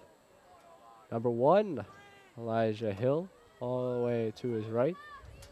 Webb in the gun with the running back next to him. He looks, he's going to fire because he's going to go up above. Rams looking at it. Divine. They targeted him a couple times. Now they get a nice completion to him. Right there, the Rams kind of looked at the ball instead of trying to guard the receiver. It's the first big pass play of the day, really, as far as airing it out. And a lot of air yards under that one. Make the quarterback gurus out there happy. And watch Webb one more time, firing this one up. Just firing Devine in a little bit of traffic for the first down. Now they're going to move the 3 receivers to the right side. Elijah Hill once again stands alone, but this time to Webb's left. Webb going to take the snap, fakes the handoff. Now he's firing. They're going to try to find Diawara. And again. Probably in his best interest that he dropped that one. You know, on those NFL broadcasts, they'll say he heard footsteps. Certainly did. Absolutely did right there. I think he's in his own head a little bit. That's the second drop pass coming out this half. Yep. Right there. I mentioned this is only the 4th time that Norristown and Spring-Ford ever played, despite being pretty much down the road from one another. I think you could tell us about that historical matchup. With a win today, the Rams would be it would be a 500, 2-2, and this would be the first ever road victory for the Rams at Norristown. The Rams, home and home with Norristown back in 2007 and 2008. Webb completes that pass to Devine as he closes in and gets that first down. Oh. Hesitant to move it. We got a flag on the Oh, we got a penalty flag. Instead, on the offense. that one's going to go against Norristown. Illegal shift. Erasing that play. As I was saying, home and home in 2007 and 2008 with Norristown. 2 times that Spring-Ford had played them before. Norristown joined the pack last year. Last year, it was a big game. Spring-Ford got out to an early lead and sustained it. They won 50-14, and like we mentioned earlier, DeFran was the lead back in that game, as he was even 3rd on the depth chart, however. Absolutely. 28-20 loss in 2007 at home for Spring-Ford, and then big loss against Norristown, 48-27, 2008. It's nice to jump back to 500 for the Rams. Would be. As Webb takes this snap, he's looking, he's firing, and off his back foot. Couldn't get enough air on that one. Rolling to the opposite side. Tough throw to make. Looking for a late hit right there. Not going to get one.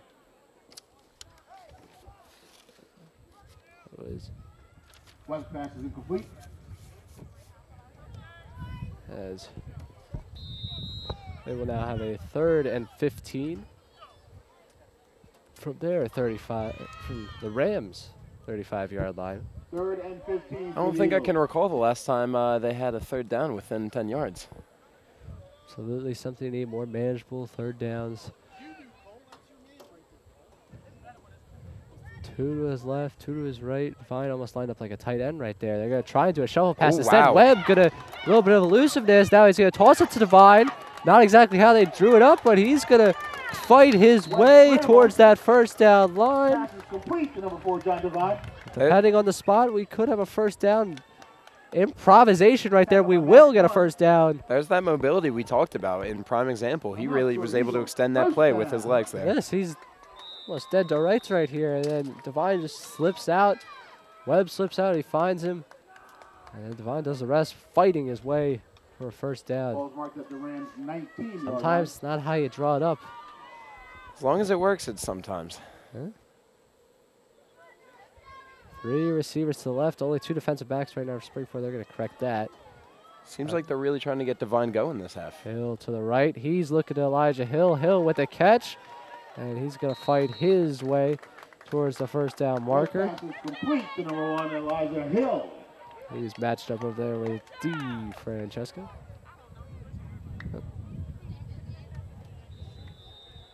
Ball's marked at the 8-yard line. First Just and kidding. goal Leo for Van the Holtz over there, marking him. This may be the first and goal of the day for the Norristown Eagles. I believe it would be. Now they're closing in. Inside. 8-yard line. You could hear the Norristown cheerleaders chanting touchdown. They're looking for their team to get on the board. And it's firing. Van Holtz, Hill, both fighting. Nothing. No laundry on the field, but just an incomplete pass will go to second down. Hill was looking for a pass interference on that play. Absolutely he was. We can get this one more time. Webb firing. Sometimes you need to just try and make the play instead of look for the flag. 8:44 remains here in this third quarter. Norristown has controlled it the entire time. We got 3 receivers to the left, 1 to the right, and Haynes standing in the backfield with Webb, who is in the gun. Takes the snap. He's under pressure. He's looking. He's firing. It's caught. Divine, who had the first down, is also going to get the touchdown right here. We have a flag on the field. I believe it may be for a late hit on the end zone. I could be wrong, but over the top, one of the linebackers came in and hit Divine after he had called it. Instead, we're going. Ooh. This one's going to go against Spring-Ford. They roughed the passer. So that will be declined, of course. Impressive throw there by Webb to be able to stand in the pocket and take that. Oh, just kidding. It's going to be assessed on the kickoff. Nagel to attempt the extra point.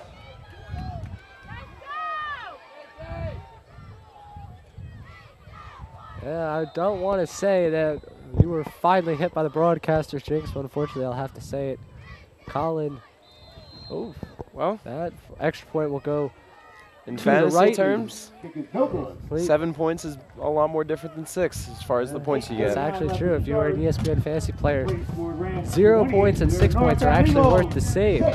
So the Rams defense is still pitching a great game. There's still yards there. Of course you're bailed out there. We need to get this guy on more broadcasts so we can have him be a jinx every once in a while so he learns what it's like. Well, speaking of the people we have working on broadcasts, a huge shout out today to Sarah Camilleri, Meredith Ruckelhaus, Brendan Gill, Tyler Emmel, Andrew Rothamel, and Cheryl Merja, all of them doing fantastic work in the trailer, on cameras. Really, really great job, great production to get all of us down here from Spring-Ford all the way to Norristown. Been here before, last year, the PAC championship for basketball. The first year. It was a great game. Not the best outcome for us, but. First 3 quarters were absolutely fantastic for Spring-Ford.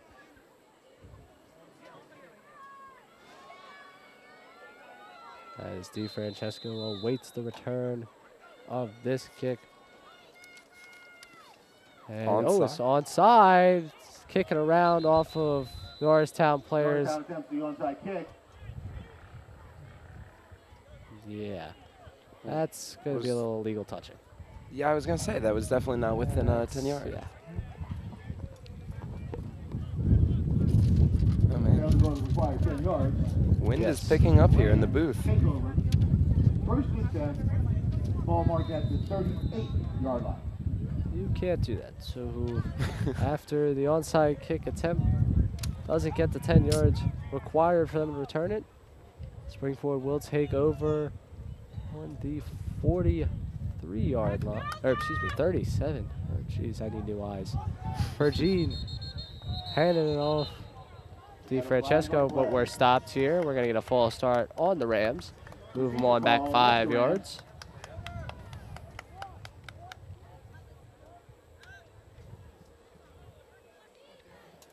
Well, based off of the score, you can probably expect the Rams to try to dictate the tempo with their run game and eat as much clock as possible. Absolutely. We got Ryan Engro now checking in to play in the slot. First and 15 for the Rams. Also the backup quarterback for the Rams. Eugene in the gun. Hands it off to DeFrancesco. He's going to pick up almost everything that they lost on that one. And back to the 37-yard line. Yeah. Second and 11. Second and 11 for the Rams. Lined up with trips to the left side. One of the unfortunate things about the penalty is we talked about dictating tempo. It's a lot harder to get those yards you need. Good cutback. Short. Oh, Seth Mitchell Vagnosi making people miss. He keeps on churning. He gets close to the first down. There is a Ram down, however.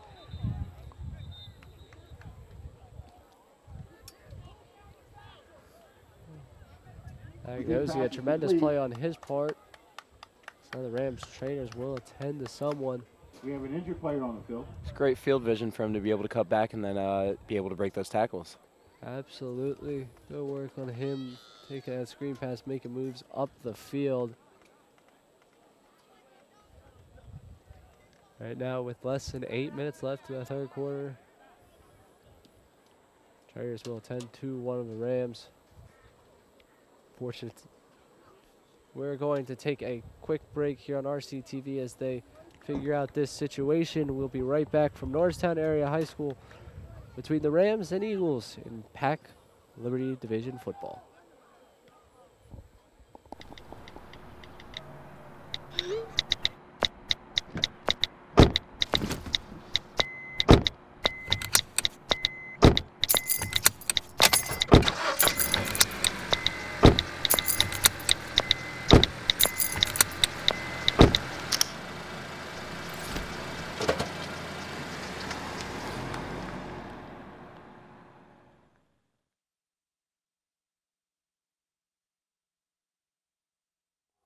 Third and 2 for the Rams. Ryan Engro is the player down there as we welcome you back here to Norristown Area High School. We have 2 receivers to right, 2 receivers to left as the offense will get back going. It's DeFrancesco carrying again. He picks up the first down. He keeps on moving. Now the Rams in business on Norristown side of the field. Rams weapons are doing a great job in space today. Absolutely making guys miss. DeFrancesco's speed really is an essential thing for him to be able to do what he does. Look at this again, the handoff. Well, their generic plays right there. Blocked very well, both by the receivers and the linemen. Open up holes. Now, personally, I was not at that extra game last week, but apparently those 87 and 93-yard runs that DeFrancesco had, you could have driven a truck through the holes that we were looking at. That is description I was given. As Pergine steps up in the pocket. He's fired deep to Banani. Incomplete. That one is broken up by Zafir Satterthwaite. Defended by Satterthwaite. Great effort on his part to knock that one down. Well, we mentioned earlier, Banani having a big sophomore year. For the Rams. Coming into this game, he had 15 catches for 193 yards. It's a lot to judge a career off of 4 games. But at that pace, he breaks Spring-Ford's all-time receptions record and comes in the 3rd all-time in yards. Yes, I know how to do math. Pergine now getting the snap. He's going to flip this one off to DeFrancesco. And that was excellent blocking by Banani, as we were just talking to him. Not just a receiving threat. Not just receiving threat. Great work right there. And DeFrancesco got into open space, able to pick up some yards for the Rams, move them closer to that first down. Just kidding, moves them all the way past the first down line. Enough for a Ram, first down. Yes, at the current pace Banani is at, he would end up with 113 catches, which would break his wide receivers coach Andrew Scanlon's record. That'd be incredible. That would be incredible. It would be a great thing for the Rams. Being a #1 target as a sophomore is an incredible feat on his part. Pergine gonna find DeFrancesco with a spin move, and he gets all the way down to the 6, almost a 5-yard line. DeFrancesco with the juke button up the middle there. Have yourself a 2 weeks stretch. How about that? Enough for a He's Ram. on fire. I'd First just keep down. riding the wave he's on.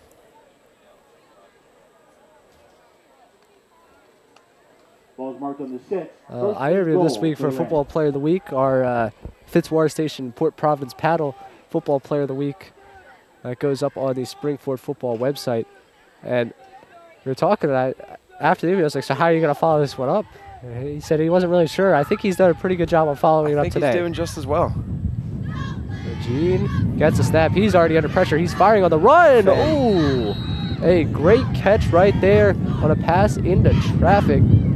It's like, again, Mitchell Vagnosi close to the end zone, not quite there. Mitchell coming out having a very big second half. Pass to Vagnosi. It's complete. Vagnosi does make some of those great catches. He's got a very nice set of hands on him. Now we're going to have 3 receivers, including Vagnosi to the left of Pergine. Single coverage, one-on-one for Banani. Far to the right of Pergine with DiFrancesco in the backfield. Got a little man in motion. Oh, the block, not quite there. And they're going to stuff DiFrancesco, push him back quite a few yards, and we're going to end up with 3rd and goal. At the moment, Norristown's adopting bend but don't break policy down there on the goal line. Or not on the goal line, but within. As you're trying to get back into a game, bend don't break is a fantastic strategy to have. Fantastic way to go about defense. Can't stop him, just avoid the damage. Now we got 3 to Pergine's right, 1 to his left. Man in motion, Pergine going to make a man miss. He fires to the end zone. That's a touchdown for Colby Goldsmith. Goldsmith with the touchdown reception, his 2nd of the season, first one on the day, and the Rams are now up 34-6. Right now, the Rams really seem to be playing anything they want and be able to call and just be able to execute it. They're really on their game, and they're playing sharp right now.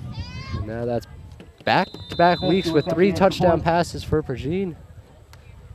Pergine also coming off of 27 touchdowns last year. Seems like he's in poised to possibly repeat or get around that area again. He's got his own record to chase now, as Giangilio with the snap, Vagnosi with the hold, and Taylor Smith will bang it through the uprights. 35-6, the Rams lead the Eagles. Wow, right there. Both teams putting together nice opening drives in this second half.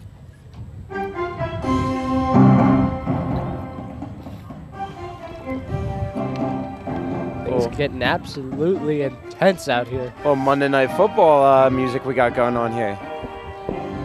All right, cue the John Gruden impressions. We need some John Gruden up here. It's essential to a good broadcast. It's the Rams and Eagles tonight. Man, I'm so excited, man. We're going to start. Possibly. Norristown needs some Spider Y2 banana play call out there. John Gruden would approve of that one. Absolutely. He goes with the Spider 2Y banana.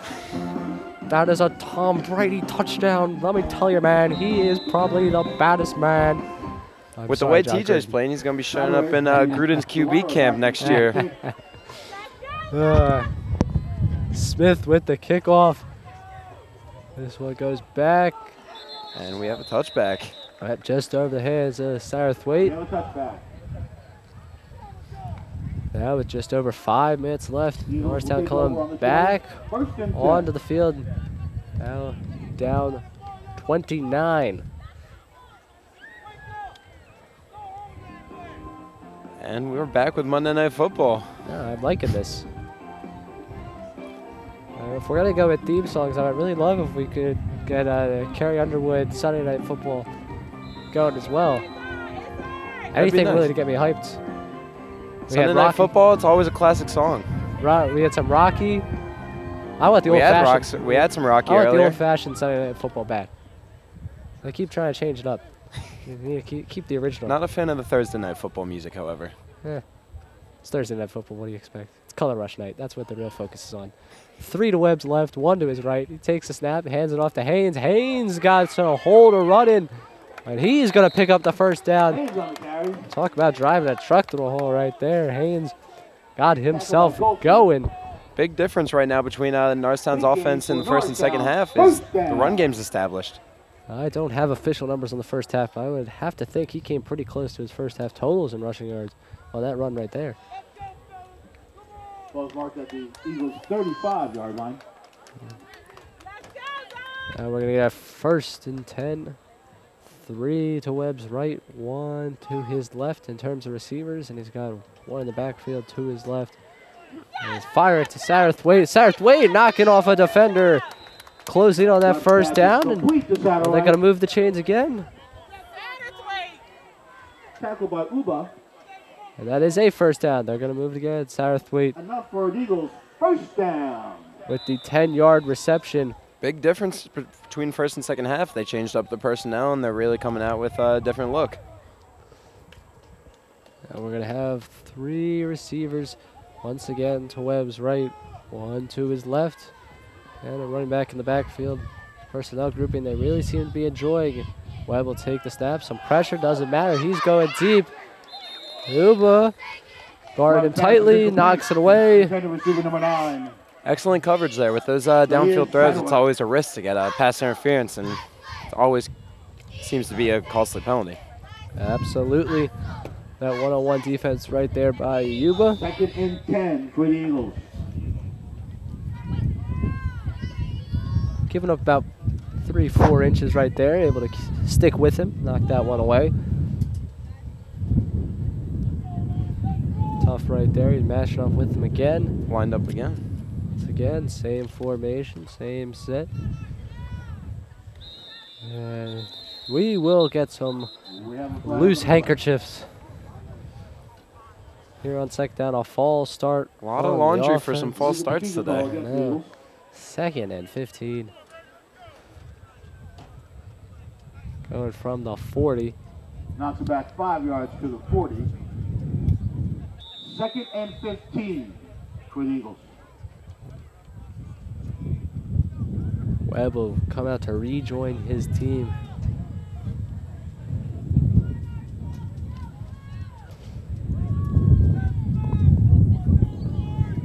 Norristown now in its 2nd season in the PAC. Them joining signified the beginning of the PAC division era, breaking up into 2 divisions. As Webb fires, finding Satterthwaite again. Oh, he loses the ball. The ball is out. And Agler recovers it. Question is, yes, he will have it. Question was whether he was able to gather that one inbounds. He will recover this one. We're going to look at this one more time. Webb finding Satterthwaite along the sideline. And it is Yuba who's been on him all day, just able to rip that one from his hands. He's been the Achilles heel of the Eagles today with as far as fumbling. I mean, at least 3 to 4, I believe. We're getting an unsportsmanlike on Norristown. Obviously not ideal when you're down 29 and just turn the ball over. Hurts a little more. Unfortunate series of events, I could say. Yeah, frustration that side. Rams, however, good field position, looking to continue and capitalize on what they've been doing all day. The Rams 15 more. Now the Rams going to move in a really, really nice starting field position. Even this better. Is prime real estate. 1st and 10 for the Rams. This is right on the Wildwood Beach type real estate right here. They are on Ocean Drive. They are. All right, maybe a few blocks off the beach, but Pergine in the gun. He's going to fake the toss out to DeFrancesco, find himself a little running room. He breaks a tackle, and now he's going to get going for a 1st down. It's that nice change of pace right there. It really is when you have DeFrancesco, who's been running so well, and you got a quarterback who's mobile. They're going to be focusing on DeFrancesco. Why not? A run game is really important to have. It really sets up all the possibilities for you in the pass game and to be able to run play action. And in situations like that, fake the run. All right, now we got 3 receivers to the left. Banani standing alone to Pergine's right. He's looking, he's firing over the field. That one knocked off the hands, off the ground. Intended for Rick Rose. Second receiver number 9, Mason Green.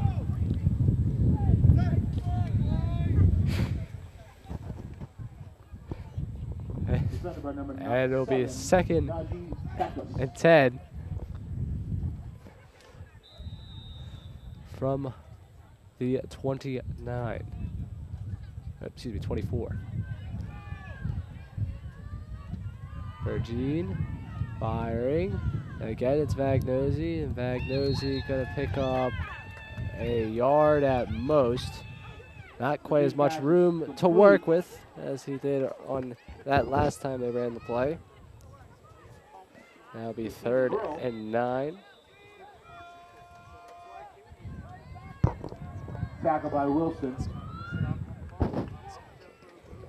3rd and 9 for the Rams. All right, we're going to line up for 3rd and 9. 3 receivers to the left, 1 to the right. Pergine back.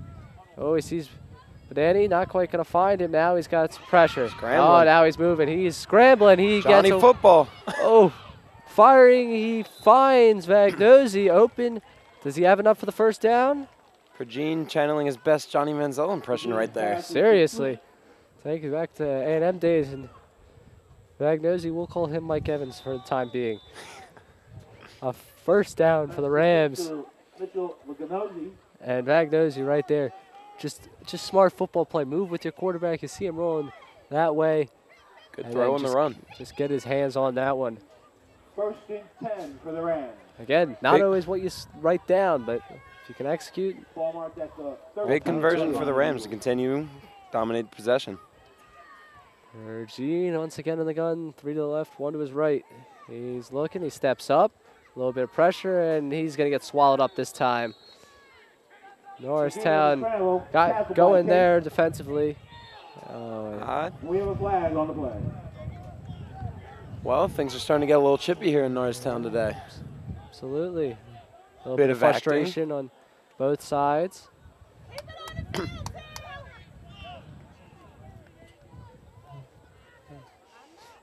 Curious to see if these penalties will offset or if it was just on one side.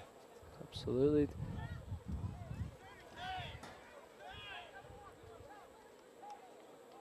The Rams offense moving back. Leading me to believe this one will probably end up against them.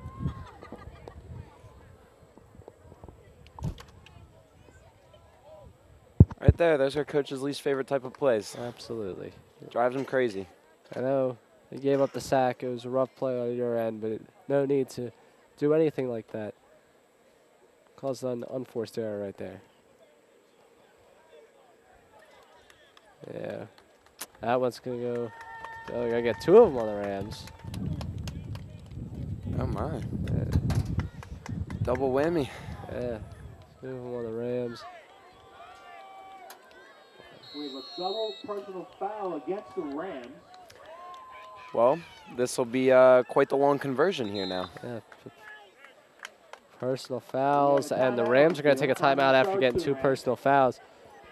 So that's not ideally at all what you're looking for right there.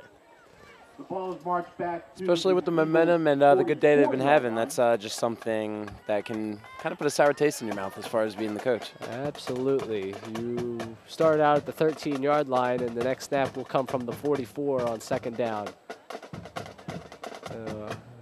Do you want to do the math, or should I? I'm good. Not the biggest math fan. All right. I'm going to go with about a 2nd and 41. Not quite as bad as a college football game where it was 3rd and 93 I saw the other night. That was. All right, we're going to take a quick look here. See what exactly drew the flag. New replay graphic system. And we got guys getting up each other's faces, and then the push. And that's going to get you every time. So, unnecessary for the Rams right there, up 29. But now they're going to have to deal with the consequence right there. 3rd and 40. Well, Ray, you were pretty accurate, I'd say. Yeah, except I think I said 2nd, so we're going to go with 3rd on this one, actually. Yeah, we'll just pretend you said 3rd. Yeah. Thank you. At least someone's looked out for my accuracy here. Well, things to expect here. Just being safe with the ball, I'd have to say, because 3rd and 40 is a difficult conversion to make. Classic 3rd down punt, anyone? Oh, that was the first time I've seen a 3rd down punt today. It's a little unorthodox, but hey, whatever gets the job done, I'd guess. 3 receivers to the left, 1 to the right, and we're going to have a meeting between the officials to discuss any number of things. What can you discuss on 3rd and 40? Some angry fans here yelling at the refs, but hey, it happens. It does. It is a beautiful afternoon here at Norristown Area High School. You can start to see the leaves change a little bit colors out. A little bit of autumn. Trees, a little bit of autumn. Doesn't Not in the quite air, feel, just the trees. Absolutely Feels like does. mid-July day right now. Okay, so But it's a good time for football. let's be clear. We're going on 2nd down and 41. I was right originally. Yeah, I'm going to point that out. So thank you to all those at home supporting me. Pergine stepping back. He's already under pressure. Now he's going to look to get rid of it. And they hit Justin DiFrancesco hard in the backfield. He's a little slow to get up. And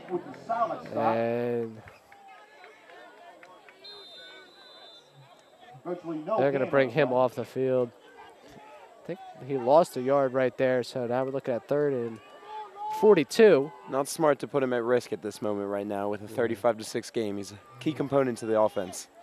Absolutely, right there. Pergine was about to get crushed, trying to find someone. Found DiFrancesco. Norristown found him as well. Pergine looking to air this one out. Incomplete, could not find Tyler Edwards on the other side of the field. And on 4th and 42, we have a decision looming. Brings us to 4th down for the Rams. 4th and 40. And TJ will remain out there. I'm required to remind you again that he is capable of punting. He put it inside the 20 earlier today. We got 2 receivers on each side. Yeah, it's just going to be a punt. Good. Takes a friendly bounce for Norristown. Heads on into the end zone. Punt by Pergine. And that'll be a touchback. Touchback. Brings it back to the 20 for the Eagles. Oh, right there, the Spring-Ford had a chance to extend the lead even more. And just unnecessary mistakes right there. Something you absolutely don't need, especially when you're up 29. Yeah. Not at this point. It's not smart in any game. If it was 35-35, it still might be worth it. It's a boneheaded play and not a good time. Absolutely. Even if it seems as if they fell a little bit on that one, just get back to the huddle. See if Norristown can continue their success of at least moving the ball downfield. At the 20-yard line. They've been able to move the ball here in the second half. Unfortunately, that second drive for them had a turnover. 2 receivers on each side of Webb, and he's got a running back to his right. He takes a snap. He's firing. He's going to find Diawara for a couple of yards. As the clock is now ticking down here in the 3rd quarter. Nick Uba having a great second half. Got it on that tackle there. Great one-on-one coverage, and he forced a fumble. Absolutely. Whereas we said earlier, all 11 stars of the defense gone after graduation last year. A lot of the guys they also rotate in there as second stringers, gone. So it's impressive. Usually when you have overhaul like that, it's tough to rebound and gain chemistry. As the 3rd quarter about to come to an end, he's going to find Satterthwaite for a big gain up near midfield. That is one way to end the 3rd quarter for the Eagles. Tackle that midfield, and that's the end of the 3rd quarter. That is a solid tackle right there. Take a look one more time, though, at this one. We're going to find Satterthwaite. Nice catch right there, Pete Agger coming over with some safety help, a solid tackle. Had it not been for him, Satterthwaite might have been gone.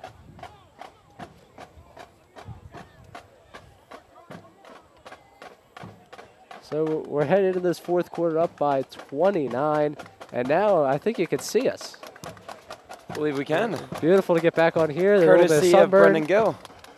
Brendan Gill down there doing a fantastic job on camera. Wonderful, great guy. Also looking fantastic down the end zone over there. Absolutely. Now, I think there's going to be a question brought up at some point this week as to who wears the visor better, me or Coach Brubaker. If you had to make your pick here, Colin. That's tough standings right now, obviously, because it's Coach Brubaker, and then it's Ray. But I think I'm going to go with Brubaker on this one. Yeah. Respectfully disagree, but and the general population. Okay. But who wears the sunglasses better? You. I'm wearing my Spring-Ford Minithon sponsor sunglasses here for the kids on the side.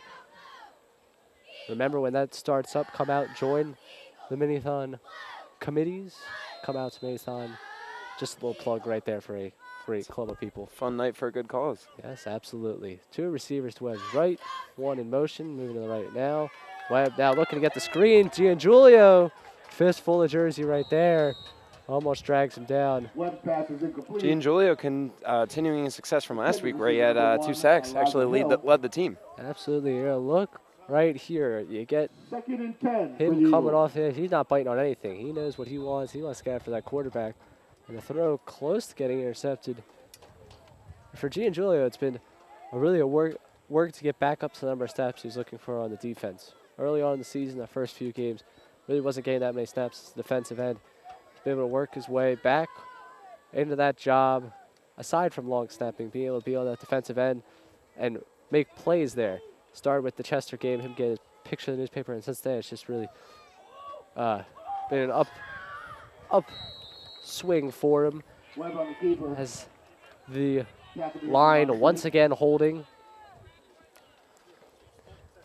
It's just tough for them to get anything going up the middle. This Rams front after this game, I mean, the Pac-10, or actually not the Pac-10 anymore, but Pac should really be on notice. It's a dominant force up there. Absolutely. Put the Pac on notice. Speaking of the Pac, we have Mr. Rotherell's alma mater, Boyertown, last night, won by, and Mr. Emble's alma mater. Both of them do fantastic work down there in the trailer. Boyertown, their alma mater, won by 40 over Methacton, 54-14. Methacton will be the opponent next week for the Rams. That one will be a home contest. It's Webb firing this one in the general direction of a couple of receivers. Not quite sure who is I was intended for. We'll have a 4th and 11 coming up. Methacton not really having an ideal start to their year. Before this matchup with Boyertown, in which they were obviously outscored, they only had 6 points to 132. Yes. So yeah. 14 points for them was more than their season total, but however, defense needs to improve, obviously. Absolutely. That pushes them to 0-5 on the year. Boyertown came into that game 0-4. They got their first win of the year. Rough starts around the Pac. One surprising start, Pope John Paul with an undefeated start. As we're going to have 4th down right here from Webb. That pass is going to be incomplete. Just reached over the hands of Kadarian Hill. Then it went to Satterthwaite. Neither one of them coming down with it. And the Rams will take over directly at midfield. Nick Uba. Scoreboard line, actually, we're going to start with the 49. Rams take over in downs. 1st and 10 from the Eagles, 49. But yeah, you mentioned Pope John Paul, a surprising start over on that other side. Yes. The Frontier Division had a quality start to their season. Win over 5-0. Pottstown last night. Really, besides their game against Chichester, in which was 21-20, they haven't really had a close game. They've had 2 Pac players of the week already. They're showing impressive stuff from Pope John Paul. Exciting. As a newer school, building the program is a big deal, and they've certainly shown that there is some growth over there right now. As Pergine lines up, takes a snap, hands it off. And is that DiFrancesco back in the game? It is. He has checked back in. When you're talking about the Frontier, you'd be remiss not to mention Pottsgrove right now. Rasul Faison through 5 games, already at 1,000 yards. D1 commit. I mean, he's an elite running back in the course of not even just the Pac, in all of Pennsylvania. He's a great talent, and he's really just going away with this rushing title right now. Absolutely. As great as DiFrancesco's been, he's going to have like 400-yard games to try and catch the pace Faison is at right now. He is an absolute animal in the backfield for Pottsgrove. And Pergine, play action. He's going to fire as he's getting hit over his intended target. Rams' offensive line this half has not played as well as they have in the first half. There's been a lot of pressure on Pergine. He's had to scramble, and DiFrancesco has not been able to get the holes he had available in the first. Absolutely. Come back 3rd and 7. You look at this play again. Yeah, just why don't you get 3 guys in your face? You don't have much options to do. Even the fastest quarterbacks out there are going to struggle making 3 guys miss. You're going to have 3 receivers. 2 Pergine's left, 1 to his right. He's looking. He's going to fire it to DiFrancesco. DiFrancesco with the spin move. And and he cuts back. Absolutely incredible. And I believe that will be another unnecessary roughness or unsportsmanlike flag conduct. on the field. We also have a Norristown player down. A lot to digest with that play. But once again, DiFrancesco channeling his inner Matt Gibson with that run there. Reminded me of Gibson's run in the Perkiomen Valley game. just spinning out of everything. Very tough to bring him down. Height-wise, a smaller guy. Tough to grab, tough to get a hold of. And now, of course, we have this situation on the field. The Norristown player down, and then here you saw the replay. Things getting into it between players on each side. We're having referees have a conference right now. The decision is about to be made. Head official walking out towards the center of the field. That's number 8, Santino Carlo Magno, getting up to his feet. Yep, we are going to get a personal foul on Norristown. Interesting. And a personal foul on Spring-Ford. Offsetting. And they will offset. So as incredible of a run as we just saw, erase it from your stat sheets. Take it off the stat sheet. Frustration. It's the type of play you hate to see. Absolutely. Focus on the game. Game only. What you would preach to your players.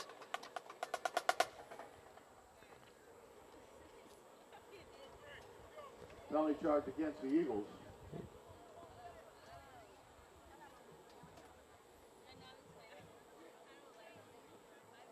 Oh, wow, we're going to have the change move up. So Spring-Ford Rams take that one advance. back. They advance that ball up there. Maybe not quite offsetting. 1st and 10 for the Rams. All right, our 1st and 10 for the Rams. 2 receivers to the right, 2 to the left. For Gene in the gun. DiFrancesco to the back. He is looking under pressure. He's firing. Oh, he almost had Tyler Edwards over the middle. So very close, finding a gap in the middle of that field. That protection we noted earlier. He didn't have the time that he needed in order to make that throw accurately. He had to throw off his back foot. Absolutely. He created himself some time. That pump fake keeping defenders honest. Worth noting, Noah Marchetti checking into the game. One of the 2 receivers on the left side of your screen. We got 2 receivers to the left side for Gene, 2 receivers to the right. Now we got Mitchell Vagnosi in motion. Gene will take the snap. He's looking. He's going to go up top to Edwards. And he just falls down.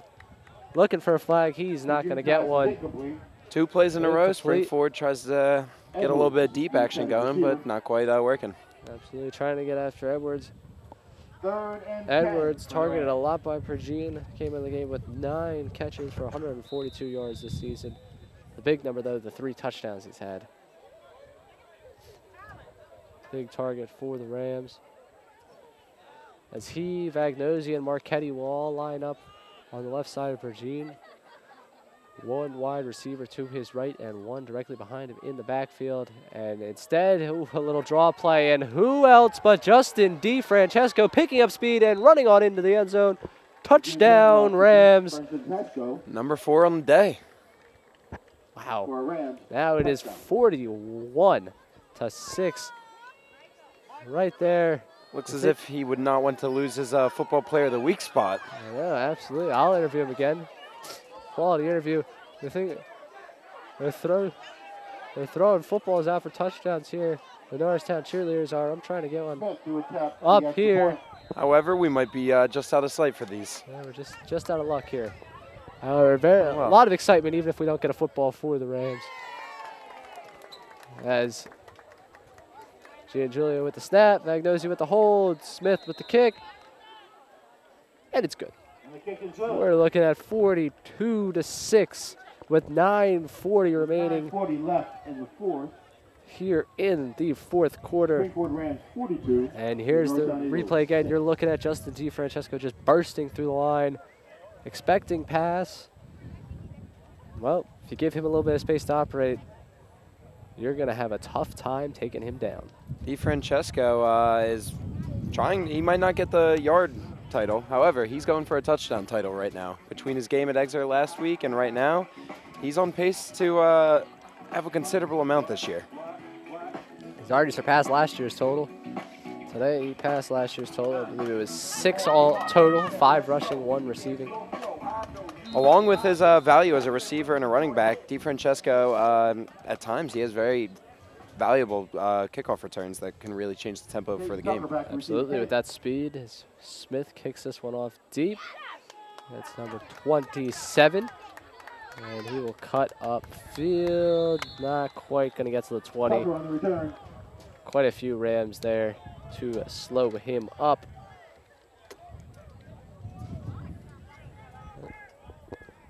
The Rams are over 40 points again. At some point, it becomes a question of when they're going to take the starters.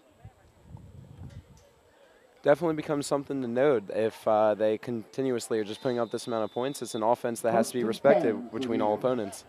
Absolutely. Ball marked at the 19-yard line. Norristown going to come out here with 2 receivers to Webb's right, 2 in the backfield, and 1 receiver to his left.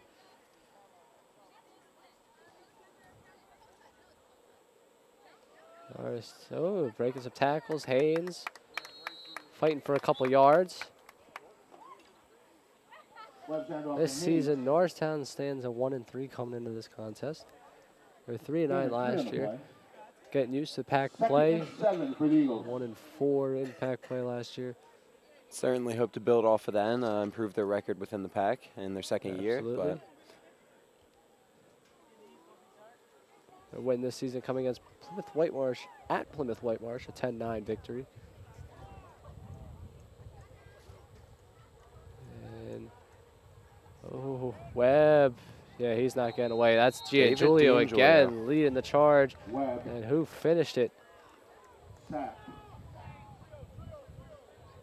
Giangiulio has the potential right now, if that was his sack, to be Spring-Ford's leading sack for 2 weeks in a row. Yeah, he's making plays down there.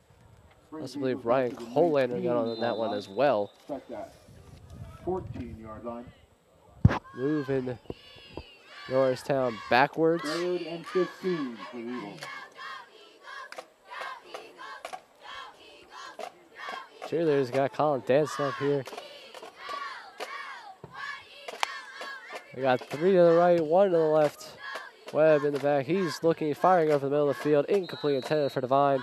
Nick Del Romano on the coverage. And it'll be a 4th down for the Eagles. Just out of reach. Rams defense in the second half, they really haven't taken anything for granted. They've kept the same intensity, and they've continued to show what they did in the first half. 4th and 15 Absolutely. for the Eagles. And it looks like we're going to switch up here. Looking for... they're going to come out with a new punter here. Tyler Tate was taking care of the duties earlier.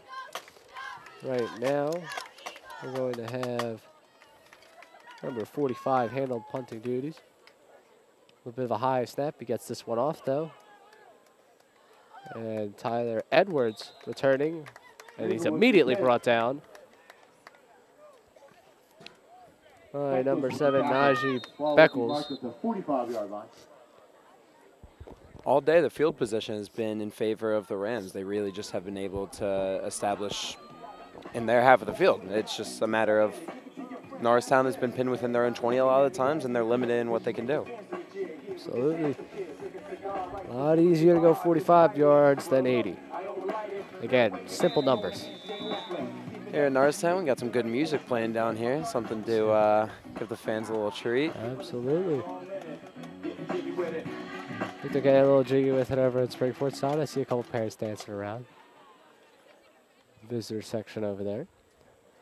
2 receivers to the right, 2 to the left. Pergine still in, and we're going to get a flag to start this drive for the Rams. A false start. That'll send them back. Procedure call against the Rams.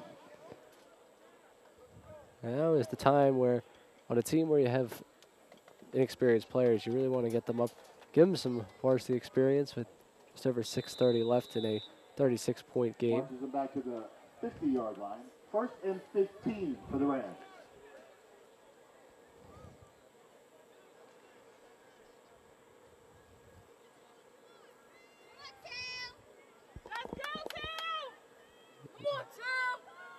Regine takes a snap, hands it off. DeFrancesco with a hole to work through. DeFrancesco with a huge hole to work through, and he's off to the races in again for a touchdown. This man is incredible.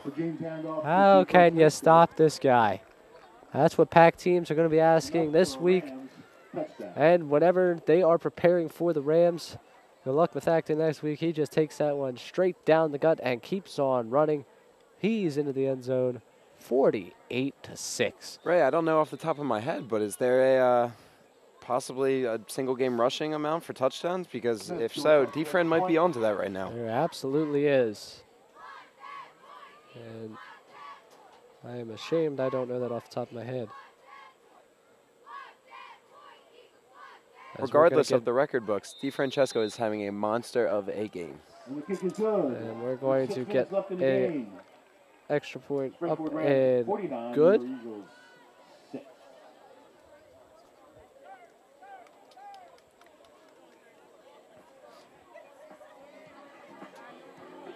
Oh, Colin.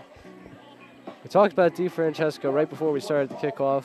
He was returning. We talked about how he was going to follow up the game. He's followed up his big game with another big one here today.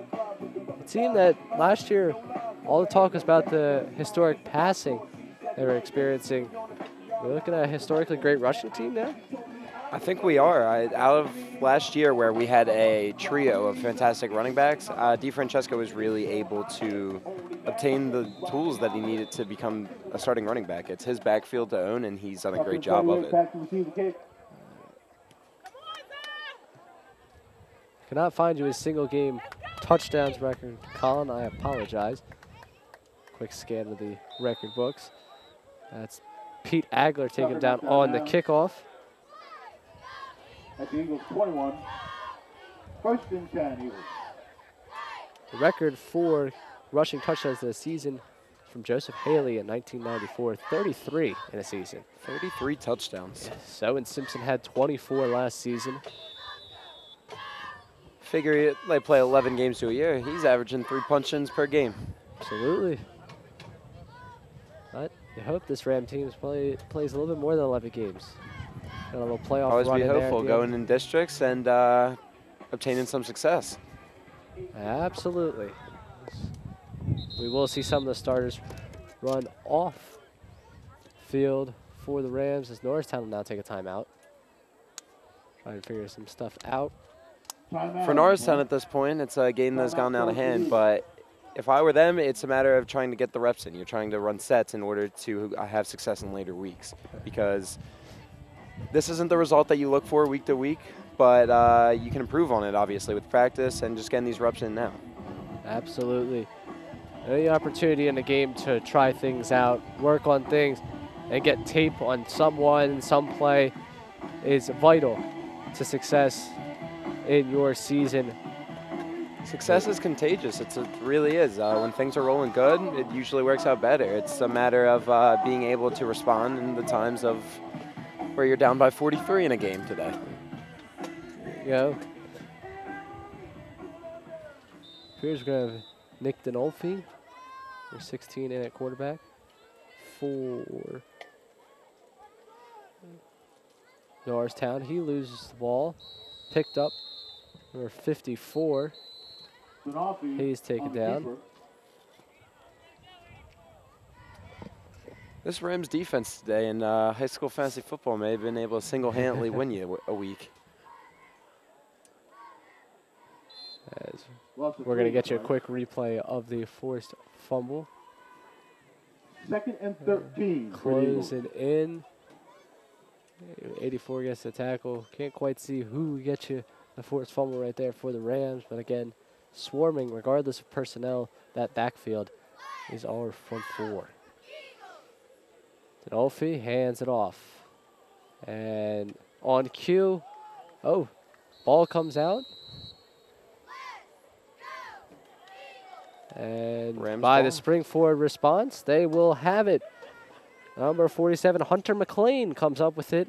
And Spring-Ford will start inside of Norristown's 20. Senior linebacker making some big plays. We have a fumble on the play. And once again, this is just ideal field position. It's really easy to work with this field and be able to execute what you're trying to do. Absolutely. It'll be And if interesting. DiFrancesco were to get a 6th touchdown, that'd be a little crazy. First Would and be. 10 for the Rams. Interesting to see what personnel they'll run out here with under Pergine. DiFrancesco remain in the game. We're going to get a Norristown timeout here. So Rams ran out here. It appears that Pergine and DiFrancesco's days are both over. Quarterback Engro from earlier as well as the backup. Wonder who they'll be able to put in at this point. Absolutely. You got to go down through the depth chart to see who else is listed as a quarterback. To be quite honest with you, I am not sure who they'll run through. Tyler Edwards has played a bit of quarterback in his JV time. We'll see who they roll on out with. Under center.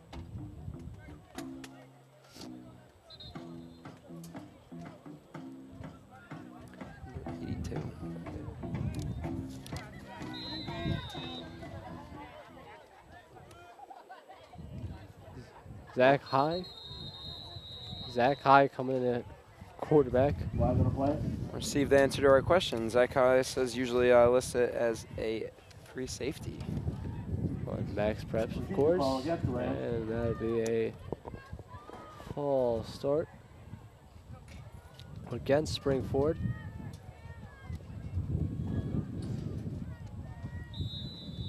We're gonna get near the closing stage of this one as High is in the gun. 2 receivers on each side. He's gonna hand this one off to number 23, Austin Rapp.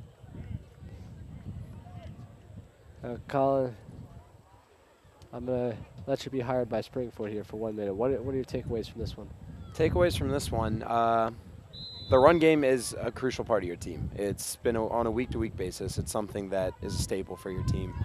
And that front line is something that you can honestly be confident in week to week in matchups. It's really dictated the pace for as far as Norristown not being able to establish a run game. So it's a dominant run game, and the counter to that, a dominant defensive line.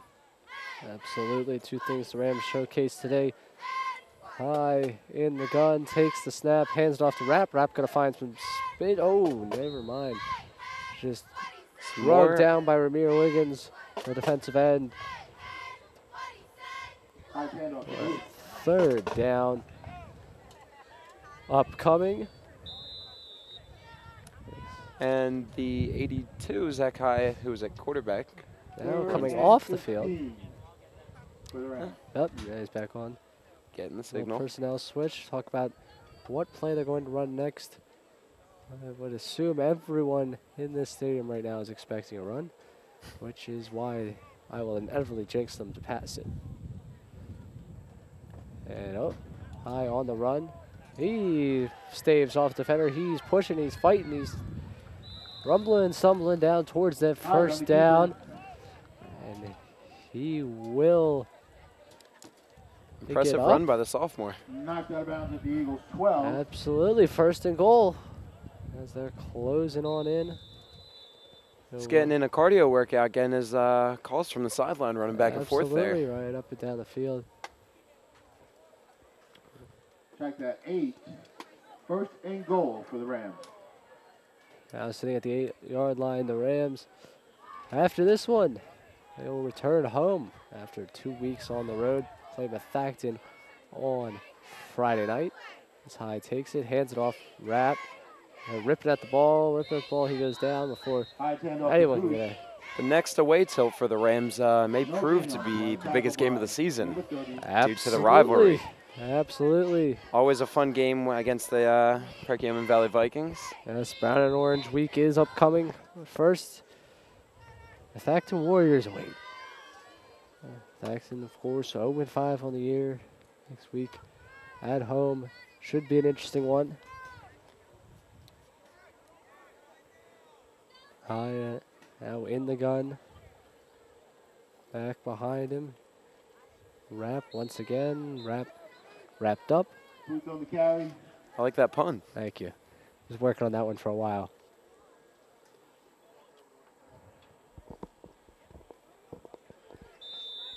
a high number of steps for these Gain of a yard on the play. players today compared to their usuals. Third and goal. And the Norristown defense has obviously been tested to their max, I'd say. Yeah. Absolutely. You totally missed on the high punt, but it's okay. And that one is fumbled. Zach High will recover. I did miss that. Yeah, you High did. recovers And we fumble, got and we have a flag. some more yellow flags on the field. 1 minute and 22 seconds remain. Ray's on fire up here, literally and figuratively, with the jokes. Absolutely. The jokes, the sun, all of it. Getting me good. So Spring-Ford improves to 500 all time against Norristown. Now 2-2. First road victory ever. First time that Spring-Ford's ever been to this new facility here at Norristown. Completed for the 2012 season. Nice place over here. 8-lane track. For a runner like myself, the 8-lane track, it looks very nice to me. Not that I'll probably never be fast enough to go on a trip I'd say here, but absolutely. I momentarily dabbled with some track. Ran it for about 2 weeks. That's about it. But Back high, hands it off to Rapp. Rapp gonna fight forward and not quite there. High hand off the Booth. And the Eagles take over on down. this one will be the Eagles' ball. First and They've 10, got 58 at the 3-yard line. and change left to go in this one. All in all, the Rams a bit of a sloppy start, but able to pull it together and put points on the board in bunches, especially towards the end of that first half. this is the exact start they were looking for entering conference play. It's a big deal to win against people in your conference, obviously. Establish yourself superior from them. Absolutely. As Dave Foley